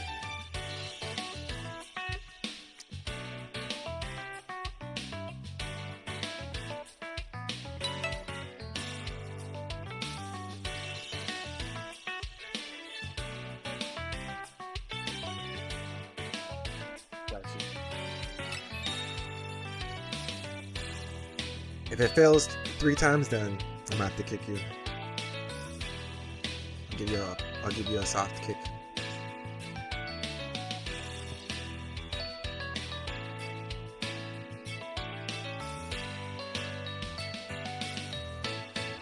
Androids 16, 17, and 18 will be too much for him to handle alone. As Tien lands, Piccolo then explains everything he knows about the situation at hand and about Cell himself, shocking the group. Meanwhile, Cell arrives in a town, declaring to surpass the strength of 17 and 18 in a few days and absorb them both. Piccolo concludes his explanation to the group, then states that their options are to find Cell and kill him or track down 17 and 18 and kill them instead. As the group sit in shock given everything they've just heard, Vegeta thinks to himself that the strength of the Super Saiyans are being left in the dust, referencing Goku, who's still shown to be in recovery. Cell's escape prompts Krillin to wonder how they'll be able to defeat him, while Trunks raises concerns about Cell attacking innocents while suppressing his ki. Tien emphasizes the need to stop Cell's fusion with Android 17 and 18, and Piccolo points out that if Cell were to become perfect, it would mean the destruction of other worlds as well, given he's got Frieza and King Cold's DNA in him. Vegeta then suggests a controversial plan, allowing Cell to merge with the androids to save him the trouble of tracking them all down. Piccolo counters Vegeta's arrogance by reminding him of his past failure against the androids. This angers the Saiyan though, leading him to declare his intent to surpass the level of a Super Saiyan and threatening Piccolo. Vegeta departs, leaving Piccolo pondering whether going beyond Super Saiyan is really possible. Krillin questions future Trunks about altering the timeline by eliminating the androids in the past, but Trunks states that it would be ineffective as it would help the future of that era, but it wouldn't affect them here. However, he proposes destroying Dr. Gero's lab in the present to prevent a new Cell from emerging. Piccolo assigns this task to Krillin and Trunks while he and Tien hunt down Cell, and the two take off, Trunks thinking to himself if going beyond Super Saiyan is actually possible. The pair locate the lab's basement, discovering Dr. Gero's supercomputer and Cell in a larval state. Just as Krillin prepares to destroy the basement, future Trunks stumbles upon blueprints for Android 17. He keeps the blueprints for his mother with the hope that she'll be able to find a weakness in the androids and destroys the lab with Krillin. Future Trunks tells Krillin to deliver the blueprints to Bulma, explaining his plan to train with Vegeta despite expecting refusal. Trunks believes Vegeta will realize the benefits of collaborative training over training alone, and although Krillin's skeptical, he wishes Trunks the best of luck as he flies off to deliver the blueprints. Meanwhile, Tien senses a minor energy disturbance, prompting him and Piccolo to investigate a nearby town. They find a deserted city with abandoned clothes, indicating Cell's recent attack. Cell, concealed on a nearby rooftop, deems their pursuit futile, and at Capsule Corporation, Bulma and Dr. Brief analyze the blueprints provided by Krillin. Bulma explains that the androids are primarily bioorganic, with minimal cybernetic components, a fact Cell believes makes fusion feasible. She suggests that the cybernetic parts may hold the key to the android's vulnerability, and she and Dr. Brief get to work as quickly as possible. 3 days pass before Cell strikes the South District. Learning of the attack, Yamcha, Gohan, Krillin, Tien, and Piccolo opt for inconspicuous travel by plane to avoid arousing suspicion by Cell. Meanwhile, Chi-Chi walks in on Goku, who's now fully recovered and starts to get dressed, preparing for battle and up to date on the current situation thanks to the collective discussions he heard in his dreams. Despite Chi-Chi's protests, Goku reassures her that he won't immediately engage in battle, reserving his strength to push himself even further to a level beyond Super Saiyan. Master Roshi questions Goku on whether surpassing the Super Saiyan threshold is actually possible. And you never know, because remember, in the future, his he caught Trunks his slipping. intention to train for a whole year That's how he in stole his order time to power machine. up. This idea prompts Master Roshi to question the So imagine if he availability of didn't a year's destroy his, time, and Goku discloses his that knowledge lab of a and then he location where a year's training can be Goku condensed into a when, single day, Goku had then Ultra seeking Instinct. Chi-Chi's permission to bring Gohan along. Chi-Chi conveys her Imagine, initial thought to base decline, cell with but concedes that Goku would just do it anyway. Goku departs via instant transmission and joins the other Z-Fighters on the aircraft. There's a It's a manga happy story. reunion, yet Goku Someone made a conveys manga his story realization like that at his current power level, he isn't strong enough to defeat it the was androids or Cell. He that announces guy his called plan to me, train with Gohan RJ? for a year within a single day, In one of his referencing the stories? hyperbolic time chamber. Piccolo recognizes the I think challenge that's this what happened. presents, considering Goku's struggle as a kid to last even a month in the chamber. Nonetheless, Goku decides to include Vegeta and future Trunks in the training as well, figuring they can handle it too. When Cell questioned has the about power his of Ultra emotions Vegeta. regarding foes stronger than Dr. Frieza, Gero took Goku admits some to of being Ultra both Vegeta's scared cells and excited and for gave the it to fight. Cell. He and Gohan then teleport he away, leaving gave Krillin him and a new Tien arm, if I optimistic remember. considering Goku's demeanor. Goku and Gohan then appear where Vegeta and watch future that Trunks are training. 2 years Arriving ago. at the scene, they find Trunks sitting while Vegeta stands alone on a ledge. Trunks reveals his father's refusal to train with him, perceiving him as nothing but a nuisance. He reveals that Vegeta's been doing nothing but standing still for the past 3 days, prompting Goku to state that he's thinking over his Kakarot, what's battle going on with these strategy. cues, man? Goku introduces the concept of the hyperbolic time chamber to Vegeta, who agrees to enter with future Trunks on the condition that he get to use it first, and Goku readily accepts. Meanwhile, the androids search for Goku at his house, but find no one's Usually there. after 5 minutes, 17 I'll just consults cancel it 16 and for then potential try again. locations and narrows it down to See if we can Capsule get into another Corporation lobby. or Kame House. Opting for the closer option, 16 states it would be Kame House, and the group decide to head there. At the lookout, Mr. Popo guides the Z Fighters to the hyperbolic time chamber. Vegeta questions Goku's motive for introducing him to this place, given Vegeta's long-term plan to kill him. Goku, however, justifies the necessity of teamwork against their current foes, and Vegeta expresses he might come to regret this decision, but enters the time chamber with Trunks. Inside, Trunks notes the environment is hot, with thin air and high gravity, while Vegeta views the conditions as the perfect setting for their training. Trunks questions whether he'll be able to spend an entire year under these conditions with Vegeta, and meanwhile, Piccolo, Yamcha, Tien, and Krillin continue their search for Cell, who's masked his energy once more, proving their aircraft method to be useless. Piccolo acknowledges that Cell's strength has probably grown much higher in the past few days, and states the need for the Saiyans to transcend their Super Saiyan forms in order to defeat the androids. A day passes, and Piccolo monitors news of Cell's attacks on TV, growing increasingly agitated. Suddenly, he hears something outside and is surprised to see the androids got standing 7 out of 8 outside of players, Kame just need one more. House. 16 confirms Goku's absence, and Piccolo wakes the others, leading 17 to demand Goku's whereabouts. Undeterred, Piccolo states he won't give up that information and challenges 17, suggesting an uninhabited island as their battleground. As Piccolo and the androids depart, Krillin hopes that Piccolo can hold out until the Saiyans return, and meanwhile, 17 asserts to killing Piccolo this time if he doesn't give him answers, while the Namekian assures 17 he won't be so easy to defeat this time around. 17 ponders the reason behind Piccolo's actions, speculating that it might be a tactic to stall for time. He then challenges Piccolo, goading him to bring on his best effort. Piccolo is taken aback by 17's willingness to fight alone, and 17 asserts that Piccolo is no match for him in any case. Despite this, Piccolo sees an opportunity in this situation. Even defeating one of the androids would hinder Cell's progression into perfection. With determination, Piccolo intensifies his energy, prompting a surprised reaction from number 16, who remarks that this transformation isn't characteristic of Piccolo at all. Capitalizing on the element of surprise, Piccolo swiftly maneuvers to strike 17 from behind with an elbow, sending him hurtling through the air. Piccolo pursues and delivers a forceful kick, driving the android into the ground. As 17 begins to rise, You got Piccolo 7 out without of 8. hesitation readies and fires a powerful blast, detonating a substantial portion of the island. Unfortunately, 17 manages to evade the attack, taking refuge high in the sky. Piccolo spots his opponent and grins deviously, then prepares another offensive move. At the lookout, Goku notices Piccolo's fight, and Gohan questions if he's facing Cell. Goku responds that he can't sense their energy, implying that Piccolo's adversary is one of the androids. Gohan expresses concern for Piccolo's safety and intends to rush to his aid, but Goku advises against it, citing the impending arrival of Vegeta and Trunks, who are undergoing training. Goku attests to Piccolo's newfound strength, and meanwhile, Piccolo shoots a bunch of ki blasts surrounding 17 with small energy orbs, directing them all at once toward his target, resulting in a massive detonation. In the distance, Krillin, Tien, Chi-Chi, and Master Roshi witness the explosion. However, when the smoke dissipates, it becomes evident that 17 used a protective barrier to shield himself. Piccolo displays mild frustration at this outcome, and 17 suggests relocating due to the island's destruction. Simultaneously, Cell wreaks havoc on an office building, detecting a potent key signature, Piccolo's. He deduces that Piccolo must be battling one of the androids as he's using a lot of energy. Cell then declares his intention to reach them promptly, confident that his strength has already surpassed theirs. 17 acknowledges Piccolo's impressive strength despite not being an android, stating he really isn't the same Piccolo he fought before. However, 17 states his primary concern is locating Goku, and he still wants his location. location. Piccolo, however, remains silent about Goku's whereabouts, prompting 17 to declare his intent to keep fighting until Piccolo changes his mind. He emphasizes getting serious, and as 17 approaches, Piccolo readies himself with a brief surge of energy. 17 strikes Piccolo's face, and Piccolo counters with a swipe, which 17 evades by ducking and subsequently landing a forceful blow to Piccolo's stomach. A swift elbow to Piccolo's neck sends him to the ground, but Piccolo swiftly rises and backflips to evade a sweeping kick from 17. Piccolo cracks his neck and states 17's speed is pretty good, but critiques his punches, stating they have no power. This declaration surprises 17, who finds it hard to believe that a comment like this is directed at him, who's regarded as the mightiest in history. 17 charges at Piccolo, who attempts a chop, but the android leaps over it, positioning himself behind Piccolo. An aerial assault follows, culminating in a blow to Piccolo's back. In response, Piccolo executes a forceful back kick. 17's punch propels Piccolo backward, but he promptly performs a flip to headbutt 17. The impact sends the android airborne, though he manages to stabilize himself, I've been a Dragon leading Ball to a Z momentary fan my break whole in life, the combat. basically. Android 18 Right now states we're the two are playing evenly Dragon Ball matched, the and both Breakers, fighters but in the exchange meantime, several while we wait blows. for the match to Meanwhile, begin, Cell approaches in instead of flight, proclaiming staying in that the the lobby, awaited day for him listening to to attain elevator his music, or perfect just form watching has manga. finally arrived. At Kame House, Krillin, The Master YouTuber's name Roshi, is and Tien Justin observe Stem. the ongoing battle from outside. Krillin expresses admiration for Piccolo's performance, while Tien feels frustrated that they can't help him. Suddenly, Krillin senses an approaching presence, which Tien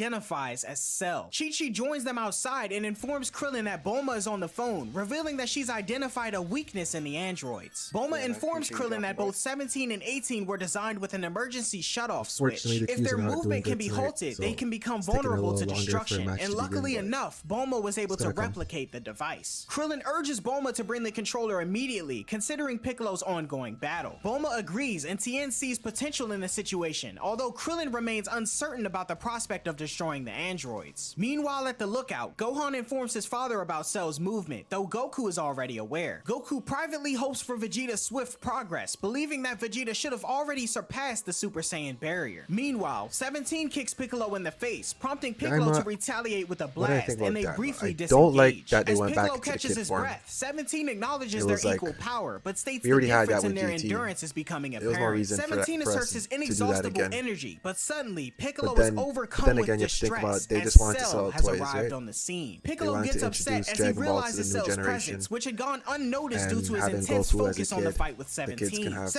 17 relate expresses to. curiosity So I about the understand why he unfamiliar did it, but figure, prompting Piccolo's it would have been a surprise lot at better the if they just android's kept- lack of knowledge kept them regarding in their Cell. normal Cell form. asserts that this is the day he will The story of finally going merge to with number the 17 Demon and Realm was 18, pretty cool. achieving his coveted perfect I form. don't He like how gazes that at the the main androids, character had the recognizing same 17 and 18. Although attire as unfamiliar with the the third Pride Troopers. individual, Cell identifies him as one of Dr. I Giro's think that's other dumb. creations due The to black the and red red. ribbon army They emblem could have on gave his it chest. a whole However, Cell different color dismisses the outfit. older model as inconsequential, deeming him irrelevant. I'll give it like Descending from a his perch 7 on out the of 10. rocks, Cell commences a power Only up, because they resulting in a gave us destructive Super Saiyan 4 explosion that Goku, but they didn't engulfs give the it to us surroundings. properly. Stunned, Piccolo They remains didn't give it to us like the motionless, tail unable to and intervene the as Cell walks transformation and past stuff. him, It was brimming more with the emotional like how energy it of was in his GT. victims. Piccolo finally questions It the was total rushed. of lives sacrificed for Cell's formidable power, to which Cell But, retorts that they should like I feel said, honored I'll to give it a contribute 7. to his strength. What's your Amid opinion the on it? chaos, Krillin notes Cell's significant power increase, leading Tien to fear the worst. Master Roshi acknowledges that Remember even with watching, Bulma's controller, Super it will Saiyan still 4 on take her TV. 20 minutes to arrive, prompting Krillin to decide to retrieve the It's a lot controller different. himself, utilizing his superior And then flying after 30 speed. minutes to Tien watch decides to Dragon Ball join Z the episode battle every Friday alongside night. Piccolo, driven by a sense of duty to assist despite being weaker, disregarding Master Roshi's objections. Back on the battlefield, 17 demands that Cell leave, accusing him Alright, of we finally disrupting found his a battle match. with Piccolo. Suddenly,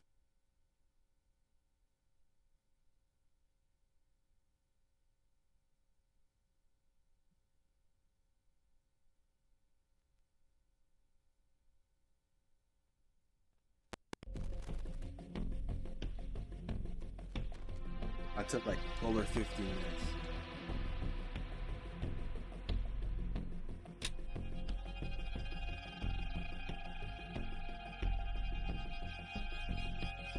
Finally.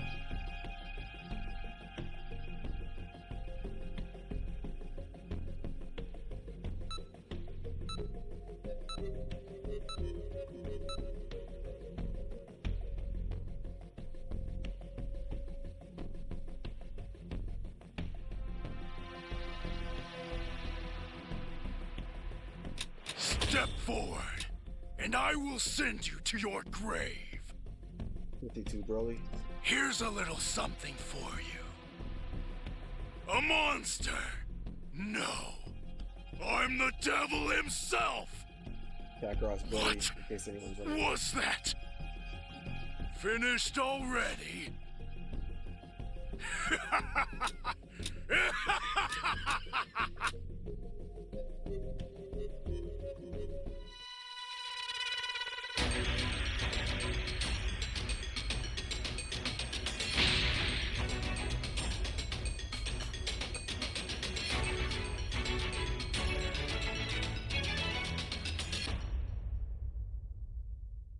Can you hear me? Flying It's Nimbus! Trunks.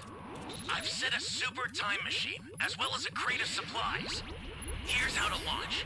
Find the power keys. You're right, exactly. Then place them in the It right was basically the spots. same as the first season of GT. Turn into kids and then turn back into adults. Make the Dragon Balls, make the wishes, same thing. Instead of giving us the Shadow Dragons, they gave us a Dino character. This is bad. Somebody's down. Exercise extreme caution if you're going to help them.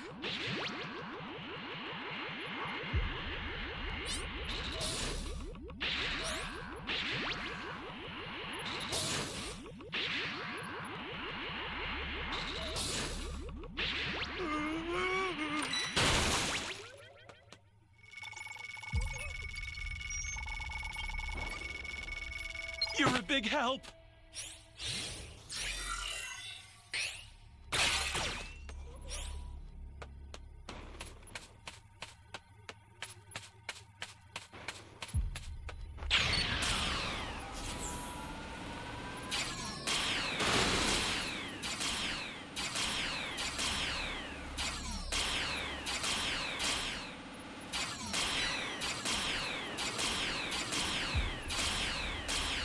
Here.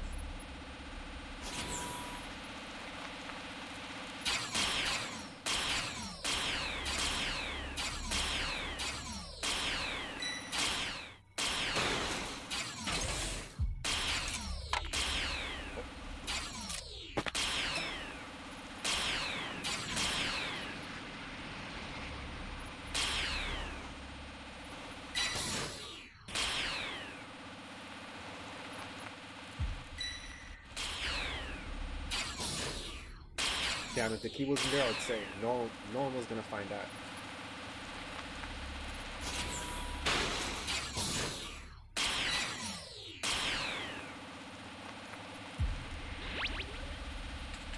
An ally needs your help.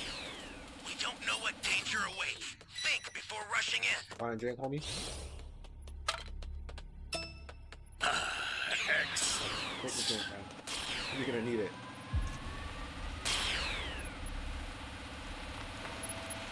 I'll get another one. Welcome.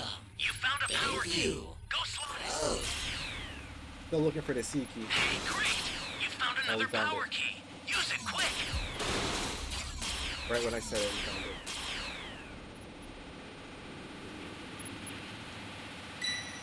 That's a new power key. Place it now. It's over there, so good idea.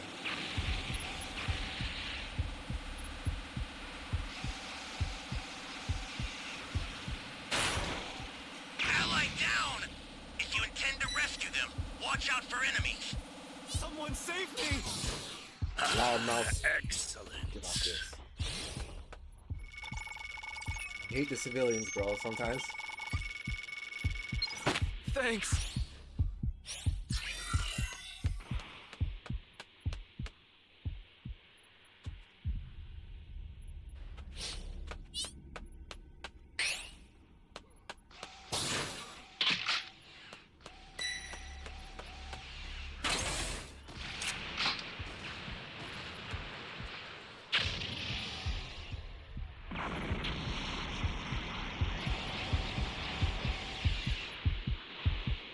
An ally needs your help.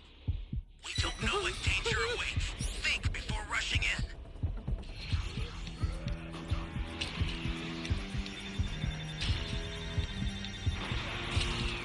I watched I basically watched everything. I'm a big Dragon Ball fan. All the videos, all the episodes. Gotta get the hell out of here! Read all the mangas. Great. Great. You know what to do with that key. Now I'm just getting into fan mangas. And like what if scenarios.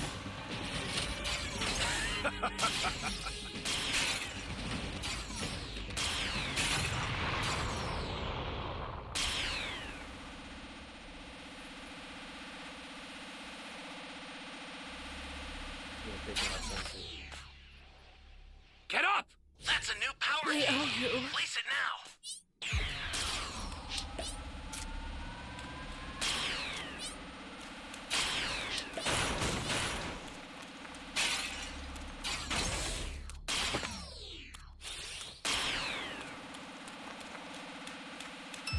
Saving everyone. Flying Nimbus!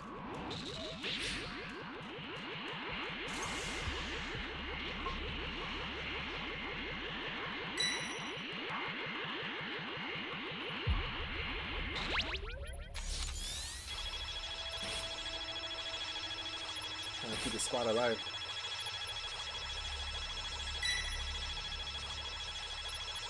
Yeah, until the very end, Vegeta should have got that W. Ally down.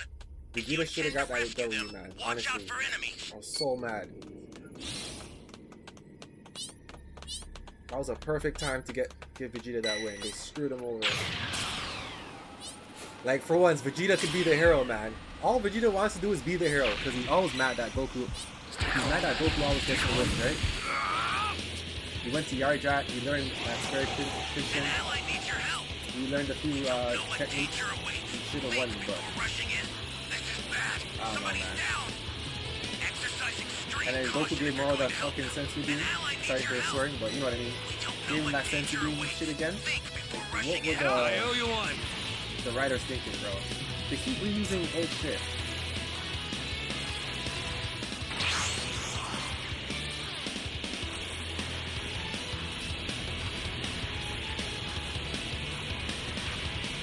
I sent you a super transfer. Use it to hold the enemy back. This is bad. Somebody's Flying down. Nimbus! Exercise extreme caution if you're going to help. Try it, man. It basically saved everyone wins.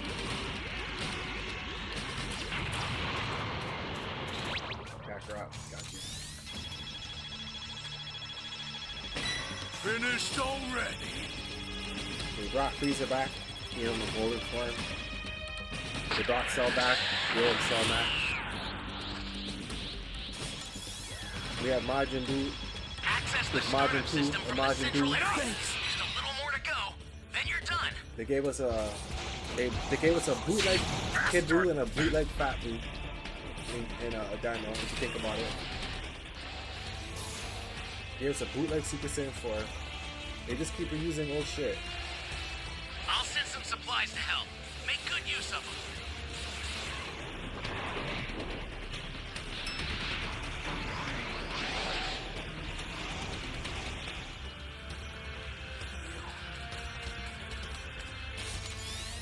Got you. No, you got me. Ally down! If you intend to rescue them, watch out for enemies.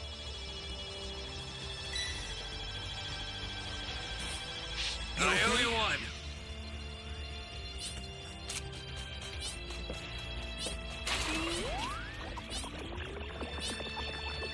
This is bad. Somebody's down. Exercise extreme caution if you're going to help them.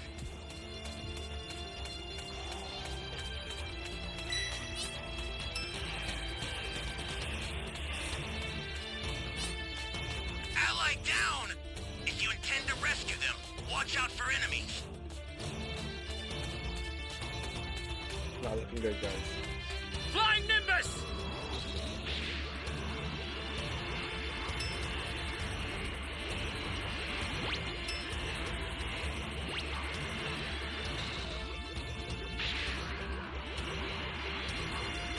Kakarot, just you and I, bro. Let's get out of here, man.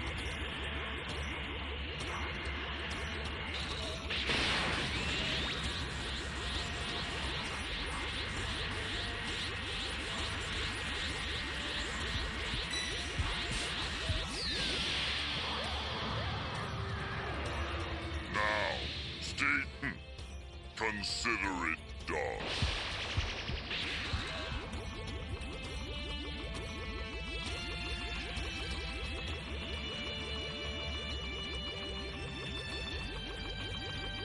I didn't even see what's your favorite The type startup anime. system is under attack. To be honest with Stop you, it if you can, to be honest with you, the only anime I really watched was like Pokemon, Dragon Ball Z, and Yu-Gi-Oh, So tread carefully if you want to and get closer. Beyblades. And I live in Canada, so we had some Canadian shows I used to watch. Holy hell. They weren't manga, but they were like they were just, what's the word to describe them? You know, like the shows in the 90s. But when it comes to like anime and manga stuff, mostly just Pokemon, Dragon Ball Z, and Yu-Gi-Oh. When it comes to fighting, I like Mortal Kombat, Street Fighters, and Dragon Ball Z. The startup system's destroyed. The escape time machine's comes to almost racing, prepped. Gran Turismo, You Mario need to Kart. head for the beacon that's indicated by a blue light.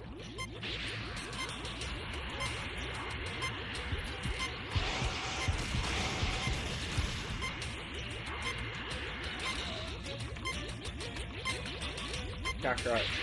You can get out of there. Leave. Don't wait on me.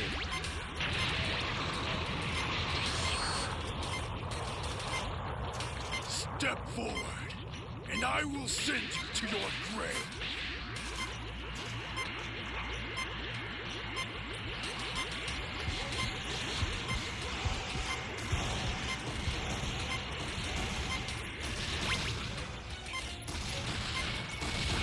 You bastard!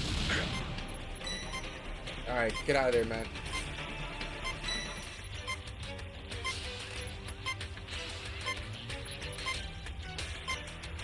Oh, Kakarot's going down with the ship.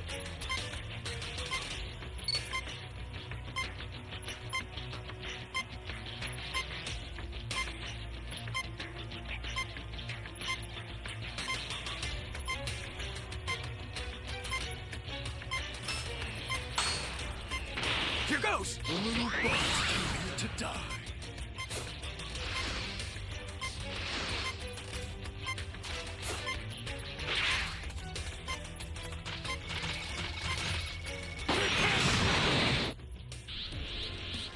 GG, Kakarot. Sorry, Broly. You'll be dying alongside. Yeah, I wanted to get some Pokemon cards to unbox, but that shit's expensive, man, You're going. and it just keeps going up. Going to escape with you. In a one-person pod. Now it's like Pokemon cards. Buying a box of Pokemon cards is like buying three booster boxes of Yu-Gi-Oh cards. And more. And a little bit.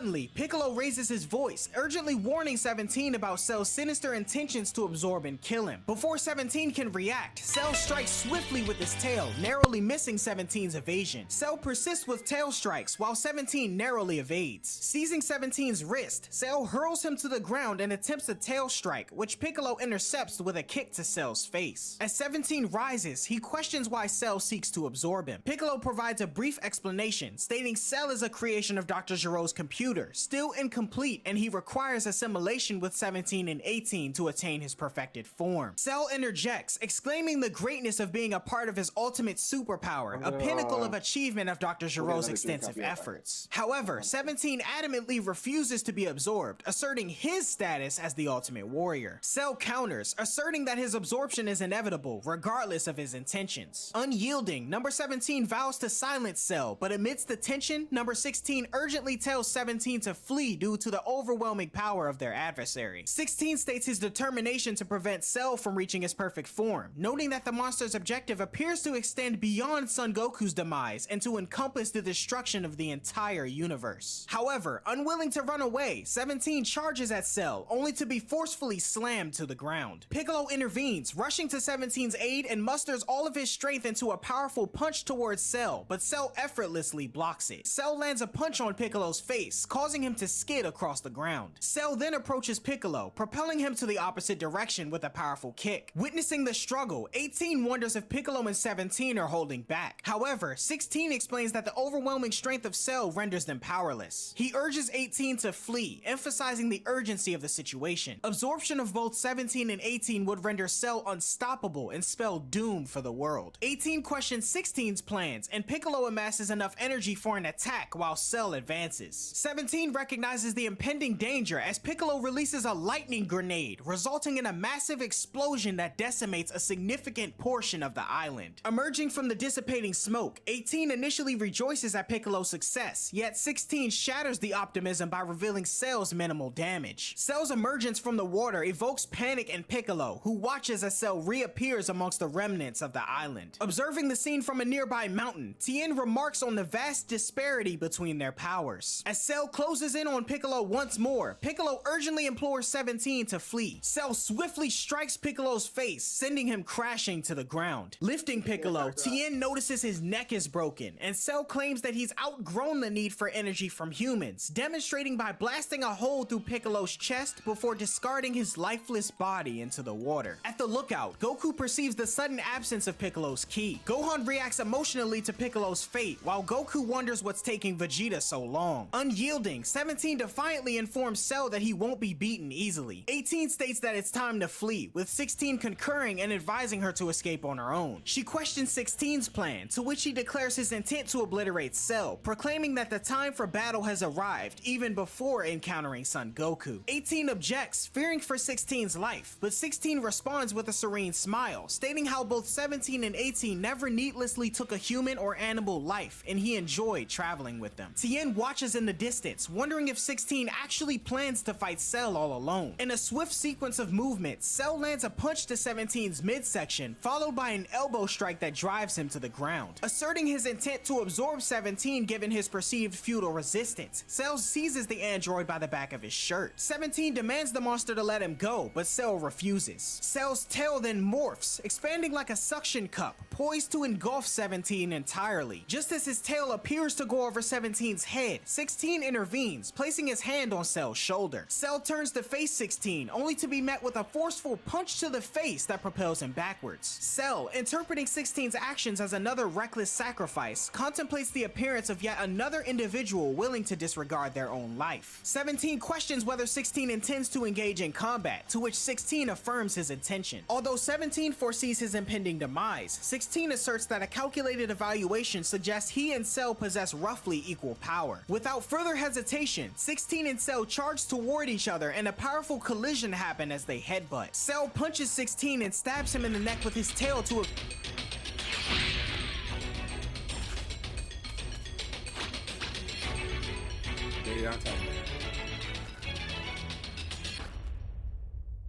Can you hear me? Flying Nimbus! It's Trunks. I've set a super time machine, as well as a crate of supplies. Alright, I'll look into it. Here's how to launch. Find the power keys, then place them in the right spots.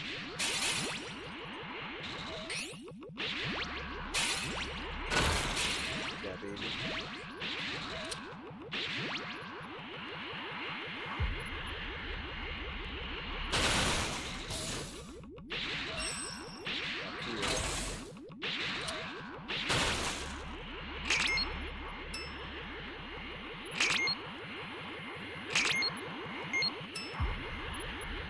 I make sure to lay eggs in Someone any said you found a power key. Go Damn. slot it. Bro, the guy's indicating where he is and he's You still not intend caught. to rescue them. Watch out for enemies. I make sure to lay eggs in any life form that I enter. A small part. This is bad. Down. Exercise extreme caution if you're going to help them. That's a new power key. Place it now. We didn't get caught. They're not in their right mind. Just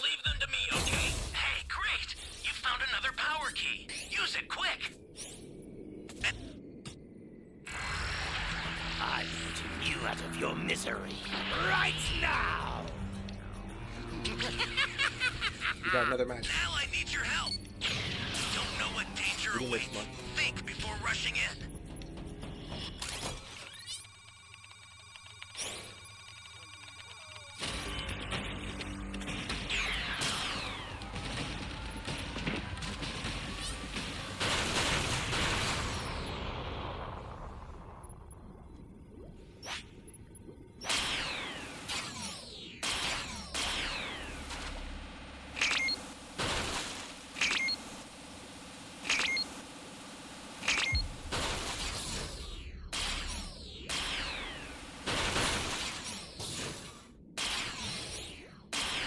Those guys are getting revived.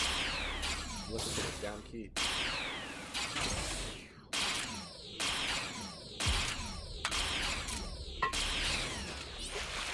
Flying Nimbus!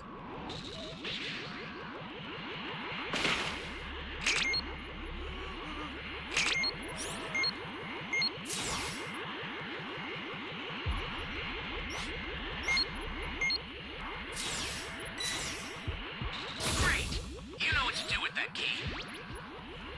Yeah, it's camping the Ally bodies. down! If you intend to rescue them, watch out for enemies. Get up, insect. Don't go lying down on me now.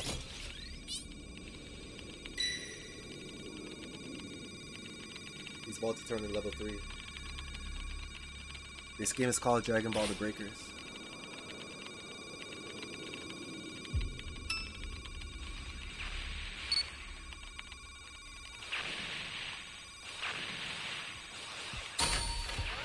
Flying Nimbus!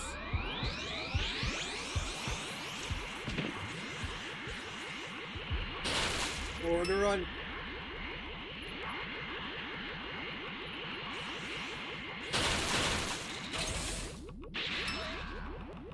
Yeah, those other guys got revived. My revenge But they're still is at level low. hand.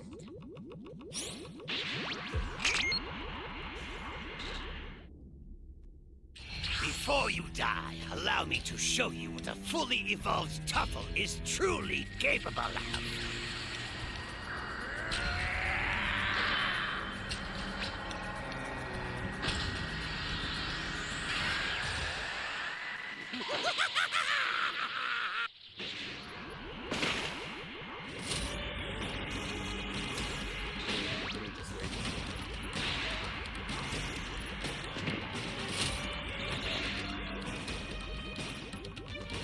We only have one Dragon Ball. An ally needs your help. You don't know what Really? danger awaits. Think before rushing in.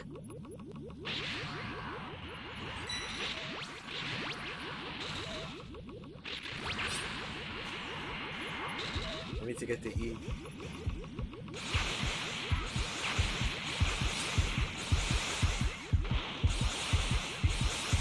Stay calm. Stay calm. Oh, so there's somebody else who missed my egg implants?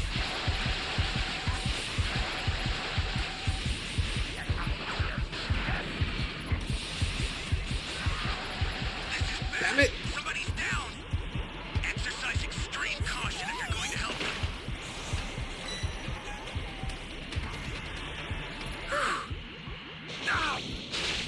Holy hell.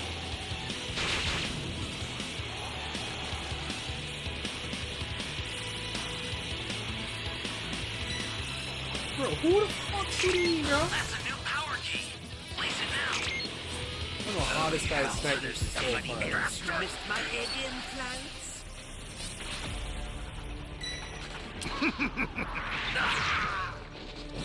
This guy's key blasts are have a pretty far range.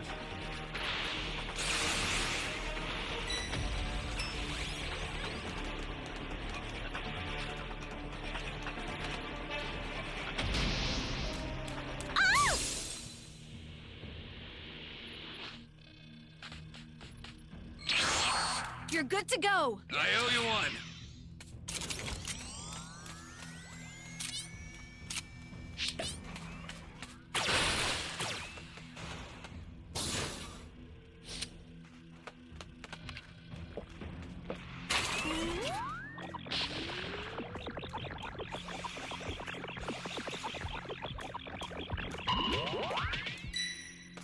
I lost my Nimbus.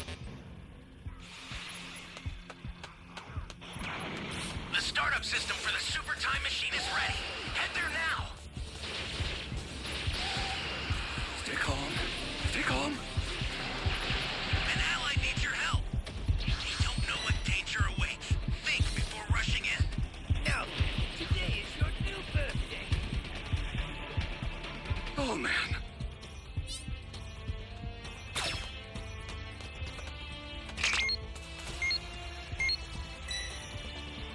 Lost my Nimbus, yo. This is bad. Somebody's down. Exercise extreme caution if you're going to help them. Oh, it's game over. You lost. Baby, my lord. Kakarot. Accept this Unfortunately, and rise took again. another L.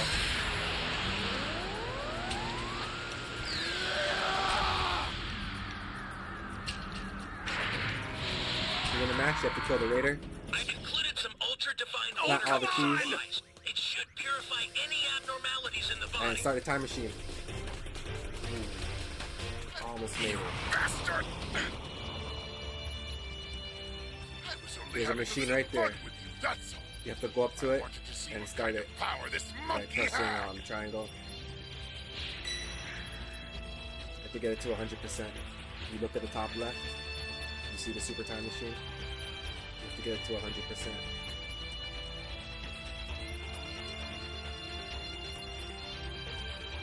The startup system is under attack. No, it's Stop really it if you Kakarot. can, but retreat if you need to. Oh, Got okay. it? The startup system's under attack. It's dangerous, so tread carefully if you want to get closer.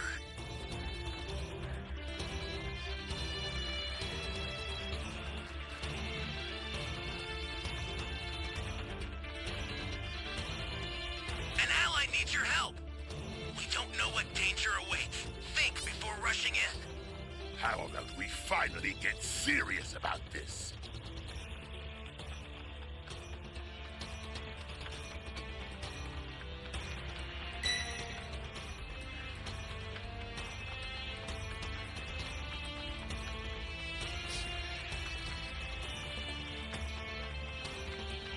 Ally down!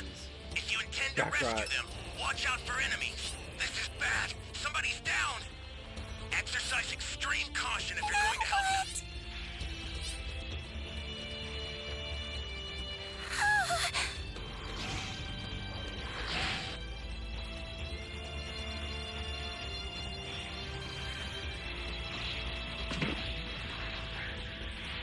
Break it. I'm so scared. Oh, what happened, bro? I'll do my best.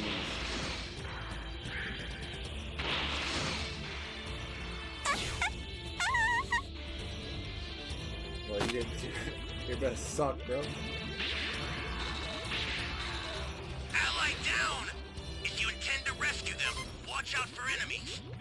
The startup system's destroyed. The escape time machine's almost prepped. You need to head for the beacon that's indicated by a blue light.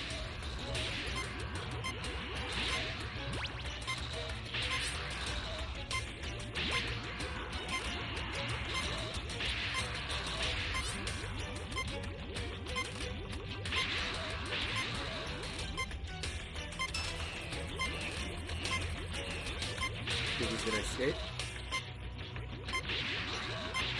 Or you think time will run out?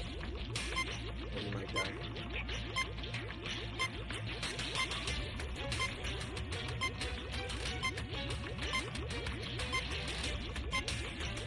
This guy, he's peeking.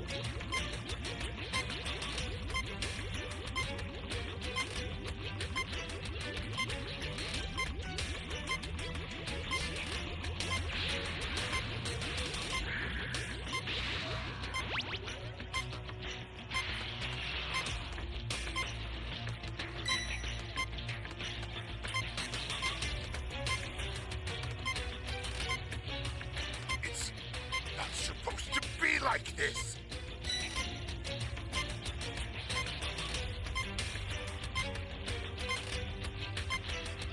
30 seconds. Yeah. Cam's gonna This isn't Hawkeye's good. gonna make it.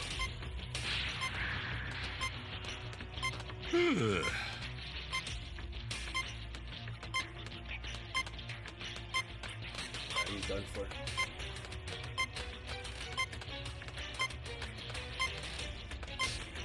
Jeremy!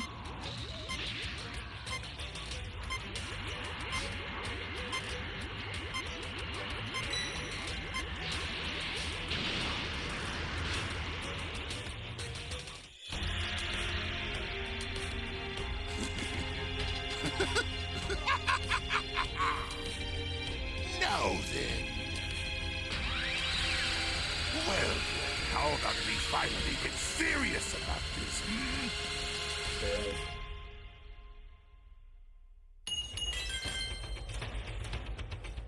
Back to the manga.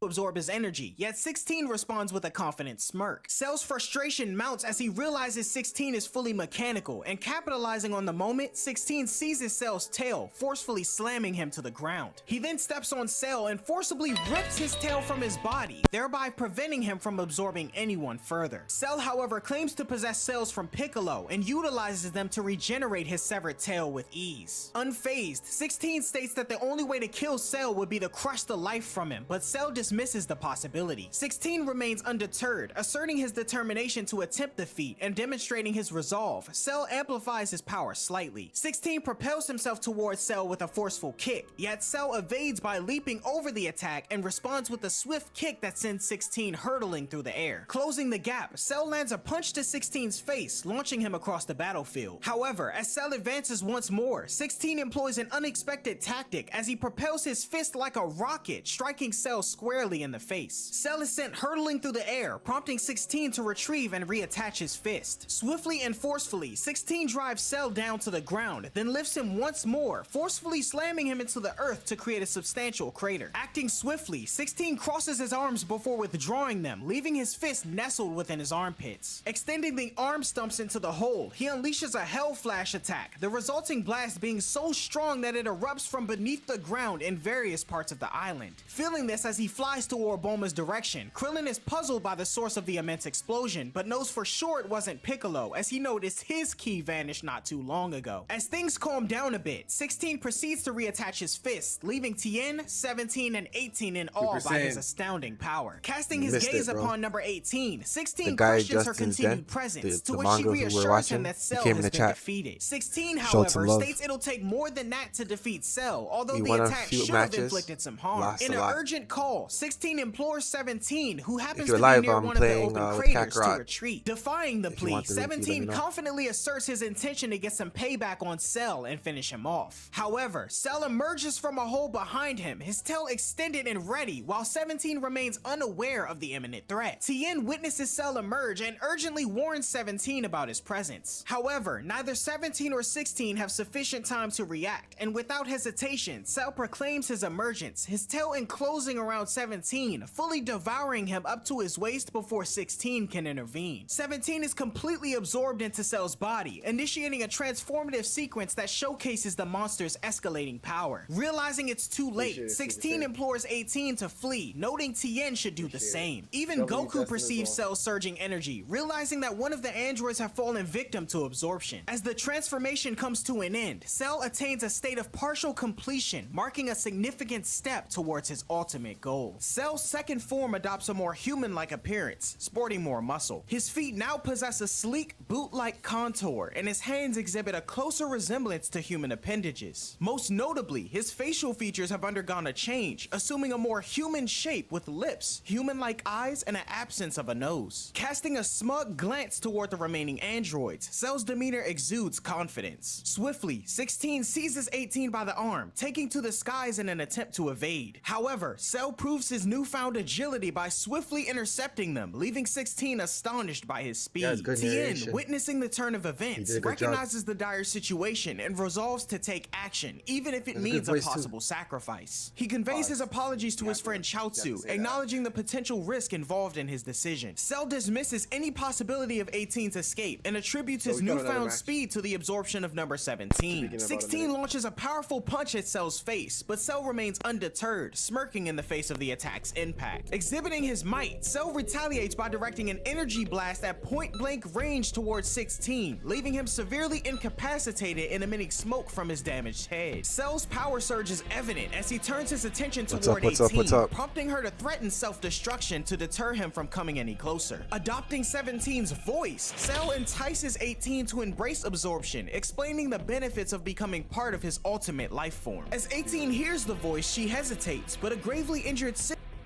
Wow. You have a freezing match, actually. Let me reset this.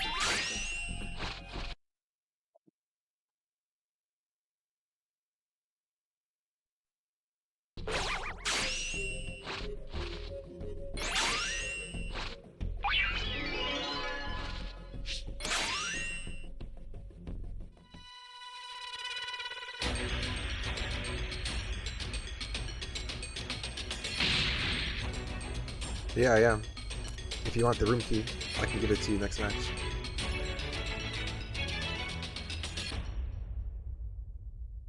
Can you hear me? Flying Nimbus! I've set a super time machine, as well as a crate of supplies. Here's how to launch. Find the power keys, then place them in the right spots. You found a power key. Go slot it.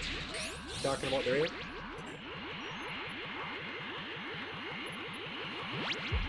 Oh no!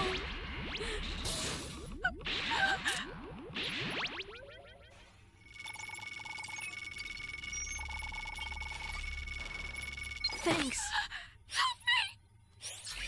Make sure you get ready, Super Saiyan, because you always take long, bro. Someone!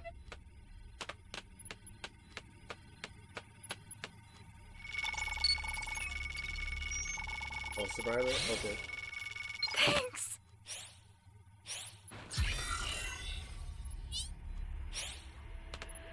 Okay.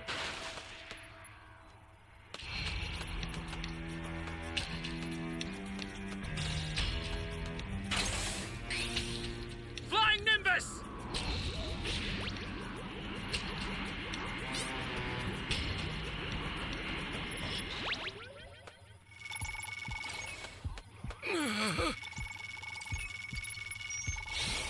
Better I get it than he gets it. Thanks.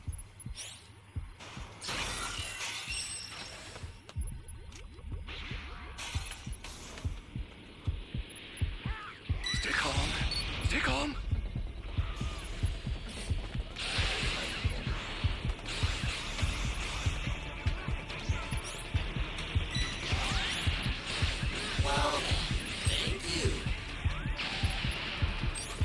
Flying Nimbus! Oh man.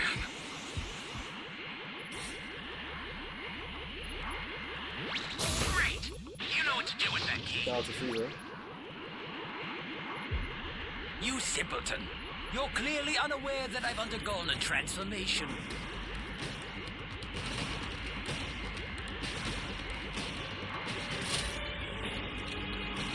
I hear it.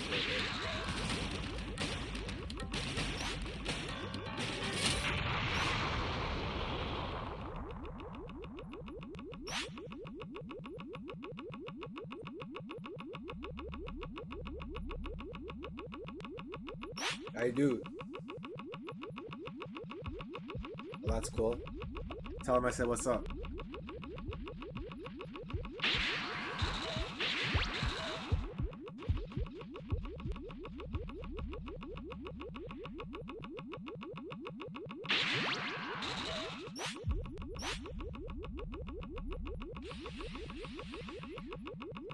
They're around the corner.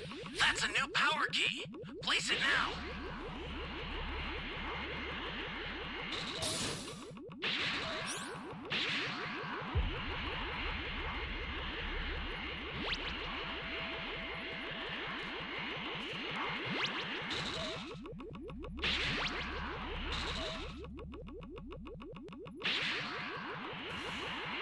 Great. You know what to do with that key. That's a new power key. Place it now.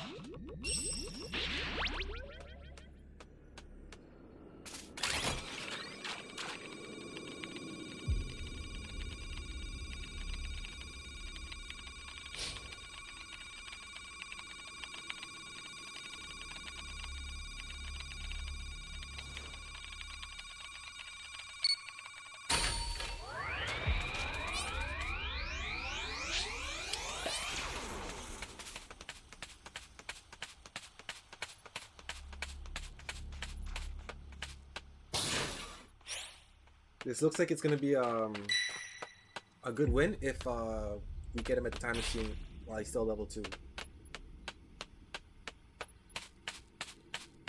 Maybe a few more cubes to get to my level 3. Access the startup system from the central area. Just a little more to go, then you're done. Flying Nimbus!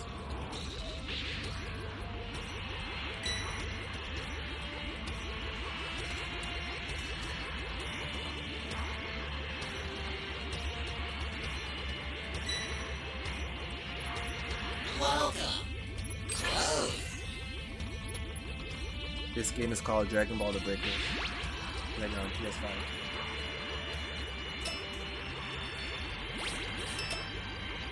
The startup system's under attack. It's dangerous, so tread carefully if you want to get closer. Dragon Ball: The Breaker, just in case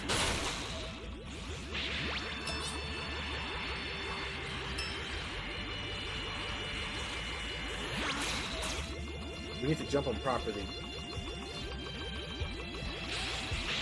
I'm not gonna rush him.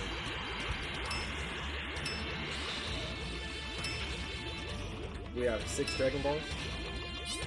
We need 1 more. I'm not gonna rush him because he's not destroying the time machine. So no point of rushing him right now.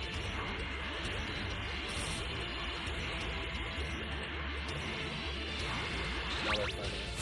You're done! This is bad. Somebody's down. Exercise extreme caution. You're going to help them.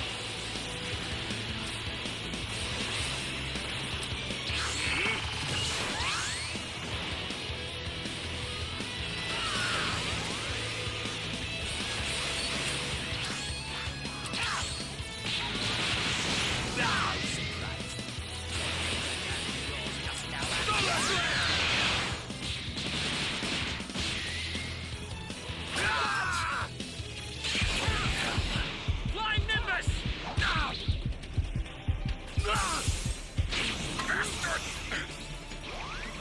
I tried, guys.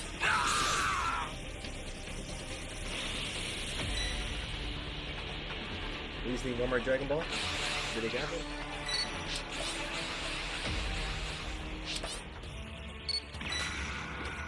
You've got all 7 Dragon Balls. Flying Summon Nimbus! Shinron at the altar. No one better come save you, man. Yo, Kakarot, you still in this match?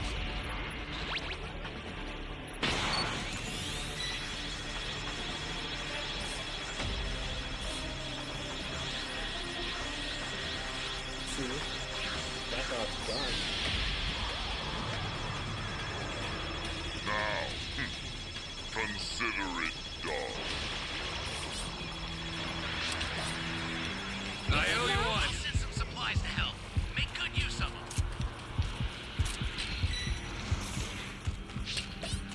Oh, man.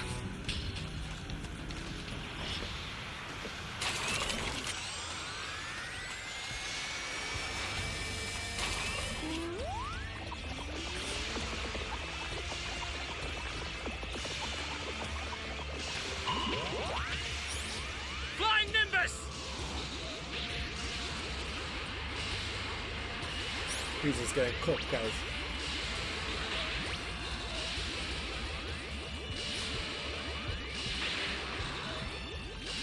I don't have my Dragon Chain, so I can't fight right now.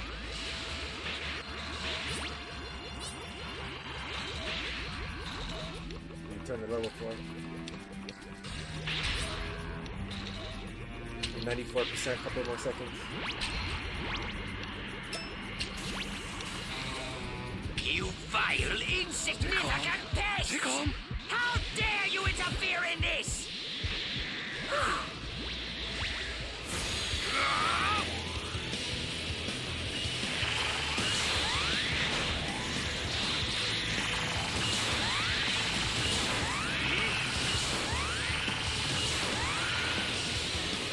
Oh, area destruction. But we got the time machine though. Vile, insignificant pest! How dare you interfere? Got the W, guys.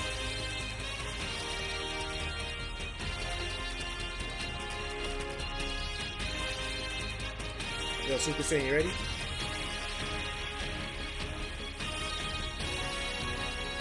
What is this?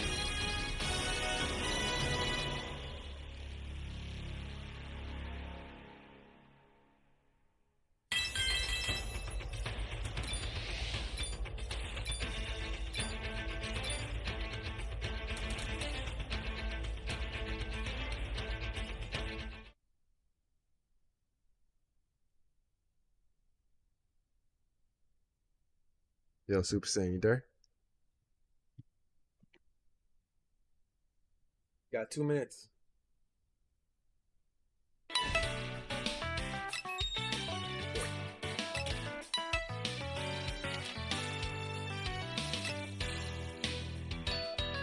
Kakarot left. I didn't even realize.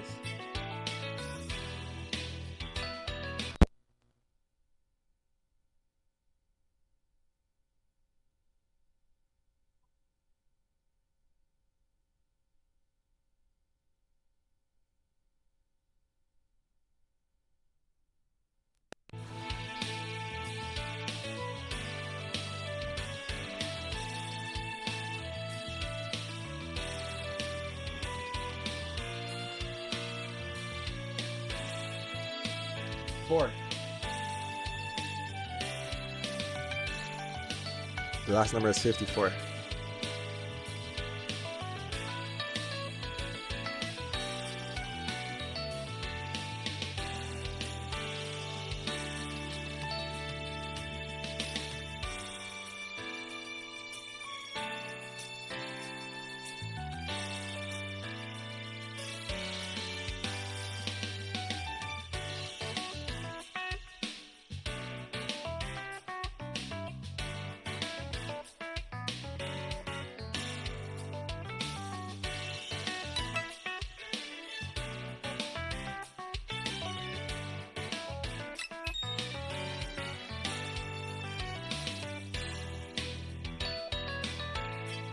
Tien cautions against trusting Cell's words, noting that he's trying to manipulate her using 17's voice. Cell dismisses 16's input, belittling his ability to understand emotions, and urges 18 and 17's voice to join him in fulfilling Dr. Gero's wishes to defeat Son Goku and conquer the world. However, this catches 18's attention, as she and 17 hated Gero for converting them to androids and would never want to fulfill his wishes. Growing impatient, Cell exclaims that he'll absorb 18 by force if he has to. He says that he could potentially reach her in time to prevent her self-destruction, as it would take her a brief moment to power up enough energy to kill herself. An apprehensive number 18 gazes nervously at Cell, who chuckles and derides her chances of success. However, Cell's attention shifts, catching sight of Tien above him, who emanates a huge surge of power. Forming his hands into a triangular shape, Tien declares his tri-beam technique and hurls it at Cell. This amplified version of the tri-beam creates a colossal pit in the earth upon impact, and Tien urgently implores 18 to leave as Cell begins to rise from the pit and he's hit with another tri-beam. Responding to Tien's warnings, 18 rushes to 16, inquiring about his ability to fly. As Tien hits Cell repeatedly with tri-beam attacks, Goku's voice rings out, exclaiming to stop what he's doing, as any more exposure to the technique could kill him. Tien continues launching the tri-beam down at Cell, while number 18 helps 16 to his feet and they fly off. Back at the lookout, Goku keeps yelling for Tien to stop, and Tien uses one final tri-beam before he finally runs out of energy and drops to the ground. Goku feels this, and Cell begins to emerge from the pit. Cell gets pissed that 18's gone, and is surprised that Tien of all people was the one who slowed him down. Cell decides to eliminate Tien, but Goku suddenly teleports to the battle, and Cell is shocked to see him in person. Goku tells Cell that as he is now, he has no hope of defeating him, but exclaims for him to just wait one day and he'll be strong enough to take him down. Cell laughs and questions if Goku's serious, and the Saiyan confirms. Cell questions what progress Goku could possibly make in one day, but Goku ignores him and begins looking around. He says Piccolo's still alive and grabs Tien's hand, warping over to the edge of the island where Piccolo is washed ashore. Cell wonders how Goku moved in an instant like that, and the Saiyan picks Piccolo up over his shoulders and says they'll go to the lookout and get some sensu beams from Korin. Cell says he won't let them get away and rushes at the trio, but Goku teleports away with Piccolo and Tien before Cell gets to them. Cell wonders about the strange technique of Son Goku's, but decides he doesn't matter right now, as finding number 18 is his top priority, and he flies off to find her. Meanwhile, Krillin reaches Bulma's plane and explains that he thought it'd be faster to fly to meet her. She hands him the controller and says it won't work unless he's within 10 meters of the androids. She then offers to give him some battle gear like the one Vegeta has, but Krillin says Goku and the others need those more than he does. He tells Bulma they're at the lookout, and Bulma says she'll take it to them there. Meanwhile, Goku, Gohan, and a healed Piccolo and Tien speak at the lookout as Piccolo expresses his belief that nobody can beat Cell. Mr. Popo then yells out that Vegeta and Trunks are coming out of the hyperbolic time chamber, surprising Goku, who plans to go in next. Their attire hangs in tatters, and Trunks' hair has grown notably longer. Trunks offers an apology for the delay, explaining that his father had already pushed beyond the limits of Super Saiyan within 2 months, but he deliberately took his time. Vegeta swiftly dismisses the conversation, while Goku assumes that the training must have been successful. Vegeta asserts that Goku no longer needs to continue training, as he's now confident in his ability to handle Cell and the androids. Goku shares his observation of Cell's transformation after absorbing 17, but Vegeta remains undeterred. At this moment, Bulma arrives, taken aback by Trunks' altered appearance and growth. He elaborates on his year in the hyperbolic time chamber, prompting Bulma to wonder why Vegeta's hair hasn't changed. Vegeta clarifies that a pure-blooded Saiyan's hair remains the same from birth, a realization that dawns upon Goku as well. However, Vegeta refocuses the discussion, inquiring about Bulma's purpose for coming. She reveals a collection of battle attire stored in a capsule case, surprising Goku with its lightness. Gohan finds the attire reminiscent of what he wore on planet Namek, and Trunks promptly changes into one too. Bulma extends the offer to Tien and Piccolo, but Piccolo declines, stating his aversion to wearing the same clothing as Saiyans and Frieza. Seizing the moment, Vegeta tells Goku that he doesn't need to put on the suit as he won't get the chance to fight. However, Goku asserts he wouldn't complain if Vegeta defeated Cell and the androids on his own. Declining Goku's offer of instant transmission to Cell, Vegeta takes to the sky and departs. Trunks voices his intention to follow, and Goku hands him 2 sensu beans before his departure, coupled with Bulma's statement that neither of them better die. With Trunks gone, Goku now turns his attention to Gohan, indicating that it's their turn to engage in training. Meanwhile, Cell soars above the ocean, pondering the android's elusive speed that kept him from finding them. Lacking any trace of their whereabouts, Cell concludes that they must be hidden on one of the many islands below. In a burst of frustration, Cell bellows for 18 to reveal herself, as failure to comply will result in the destruction of the islands below. He states that while it's true destroying her would hinder his perfected form, there's nobody on Earth that could stop him from doing as he pleases anyway. Hidden on an island with 16, 18 states that Cell will probably do as he says. However, 16 urges her to remain still, reasoning that Cell is desperate to attain his perfect form and wouldn't risk destroying her. Meanwhile, Vegeta makes his way towards his destination, appearing confident in his mysterious newfound power. Cell yells for 18 to show herself, but realizes she won't be coming out. Determined, the monster decides to begin the destruction. Extending his hand, he unleashes a blast that propels an entire island into the air with an explosion before plummeting into the water. Acknowledging her absence in that one, Cell shifts his focus to the next island, determined to continue the search. 18 gets nervous as she witnesses Cell's relentless destruction, but 16 tells her that his attacks willingly lack the strength to eliminate her. However, she still remains worried over 16's safety. 16 wonders why Cell is so obsessed with the prospect of becoming perfect, given he's already the most powerful being there is. He speculates that Cell's pursuit may really just be the desire for ultimate power, and that he won't stop until he succeeds. Meanwhile, Cell proceeds to obliterate a couple more islands. In parallel, Vegeta soars through the sky, transforming into a Super Saiyan to speed up to reach his destination. The detonation of the island sends a strong shockwave, rocking number 18 and 16's island, as one of the islands destroyed was right next to theirs. 16 advises 18 to remain motionless, as Cell closely watches for any signs of movement. 16 states that if they ride out the explosions, at the very least, she'll survive the encounter. Cell primes himself to eradicate yet another island, this time the one harboring 18 and 16, when an unexpected arrival interrupts his actions. Vegeta's sudden appearance takes Cell aback.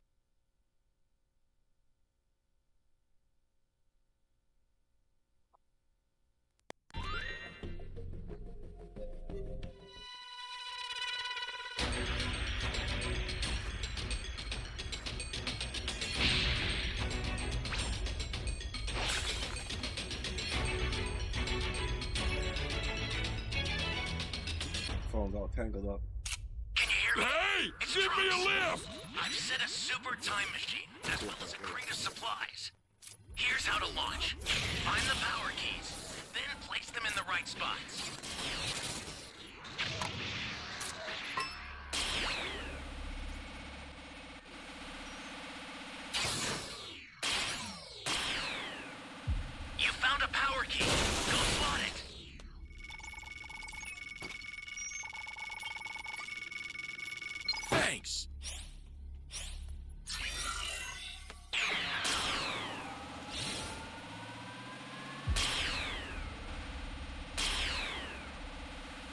upon the A key already.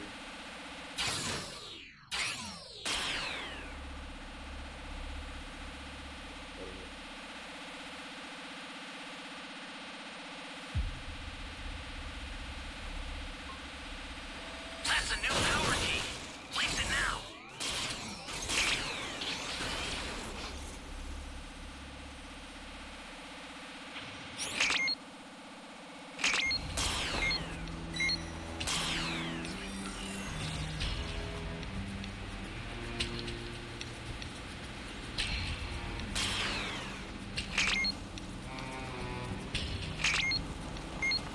Hey, great! You found another power key. Use it quick.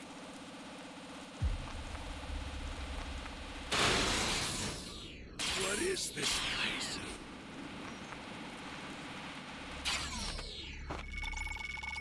Ground probe. Thanks.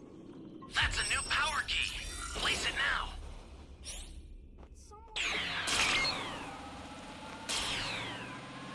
Super Saiyan, if I get Do the try Dragon to Balls, I'll survive, give them to you. would you? I wouldn't want my fun to end prematurely. You have a build?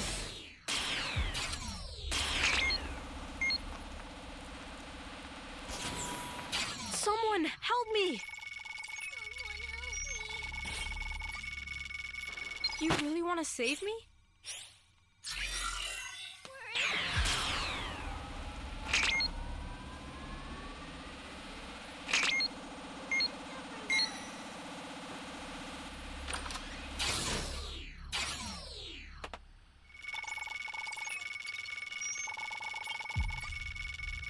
You really want to save me? Careful now. This won't be like before, and I won't be gentle.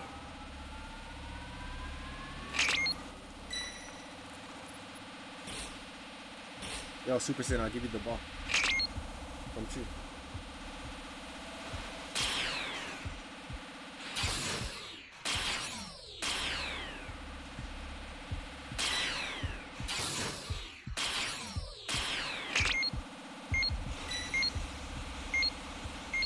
There's one over here.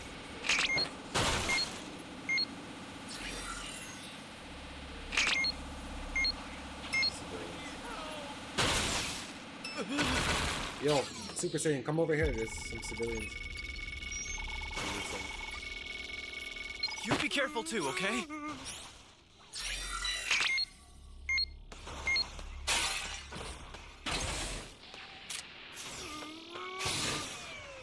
Flying Nimbus!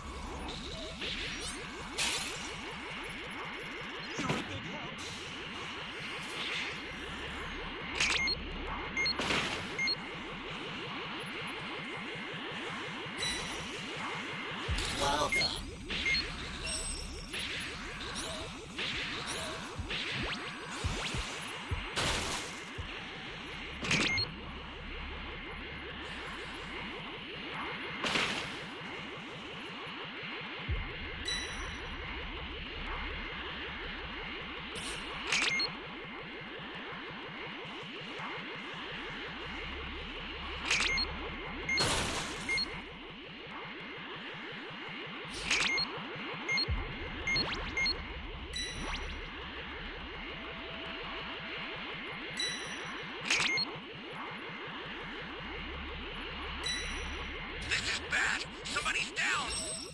Exercise extreme caution if you're going to help them. Take it, take it, take it. Okay.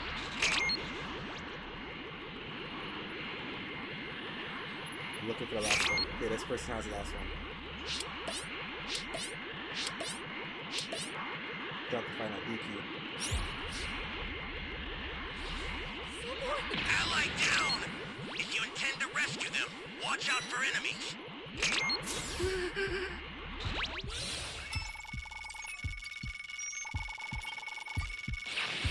You have my thanks.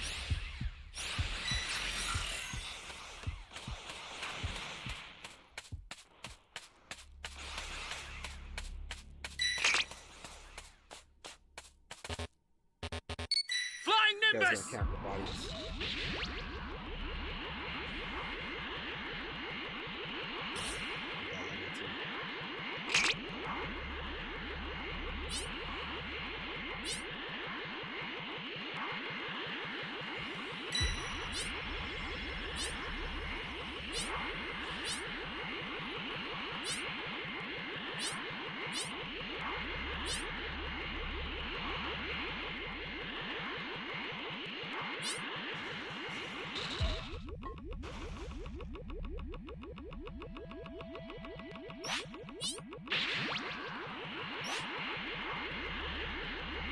The key's probably underwater.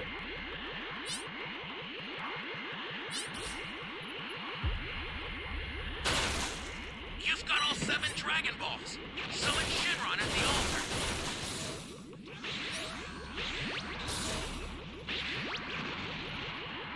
Hey, great! You found another power key.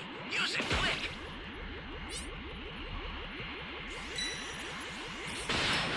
An ally needs your help. We don't know what danger awaits. Think before rushing in.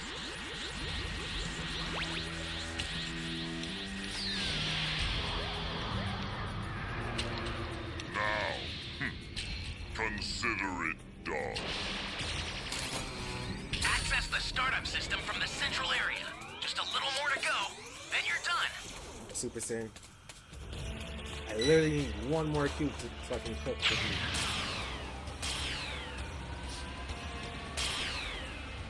Don't go in yet. Let us get our Dragon Change back, or wait for him to destroy the time machine.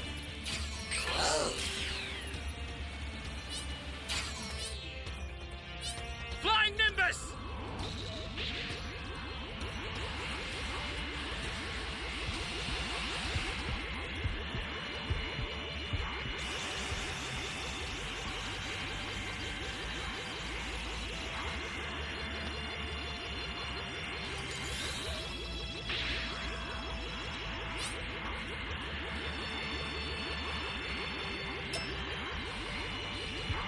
Holy hell.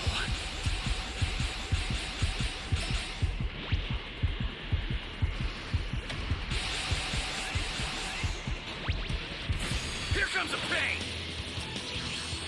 Ah! Come on! Ah!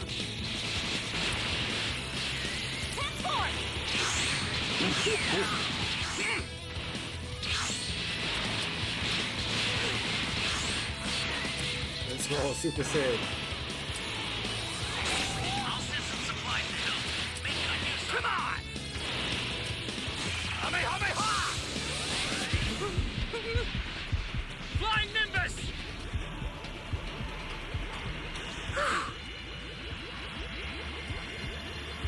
Stay calm. Stay calm. Gallic Gun!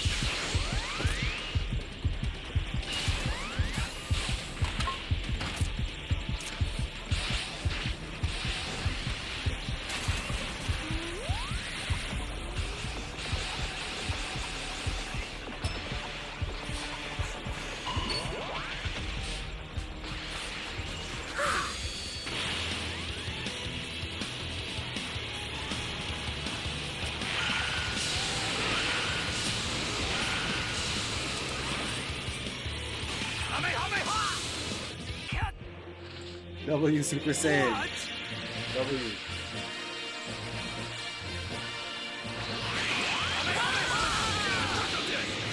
Bro, we executed that perfectly. I baited him when he turned his back. I kept telling you to fight, and you ran for him, and then we just jumped his ass, bro.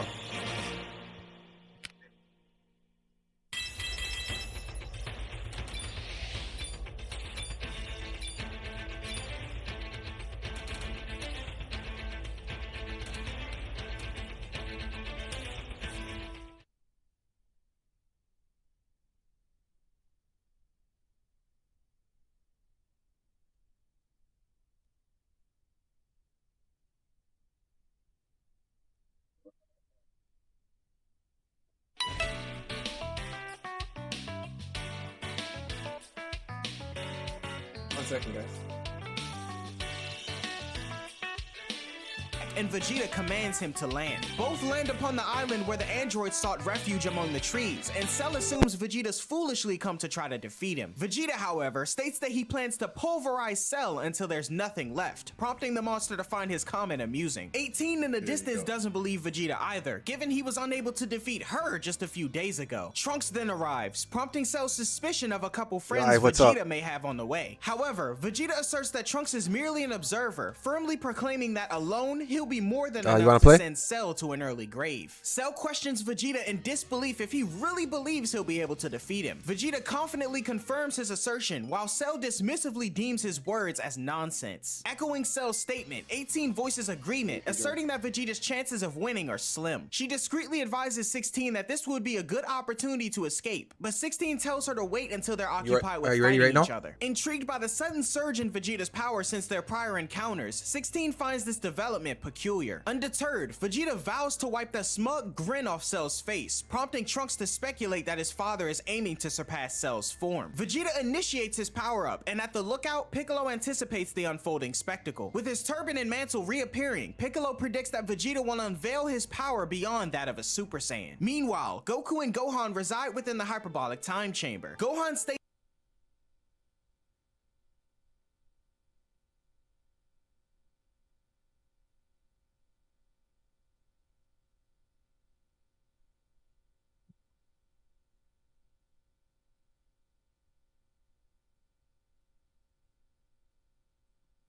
Appreciate it, Super Saiyan. WS Raider, man. That's why I gave the ball to you.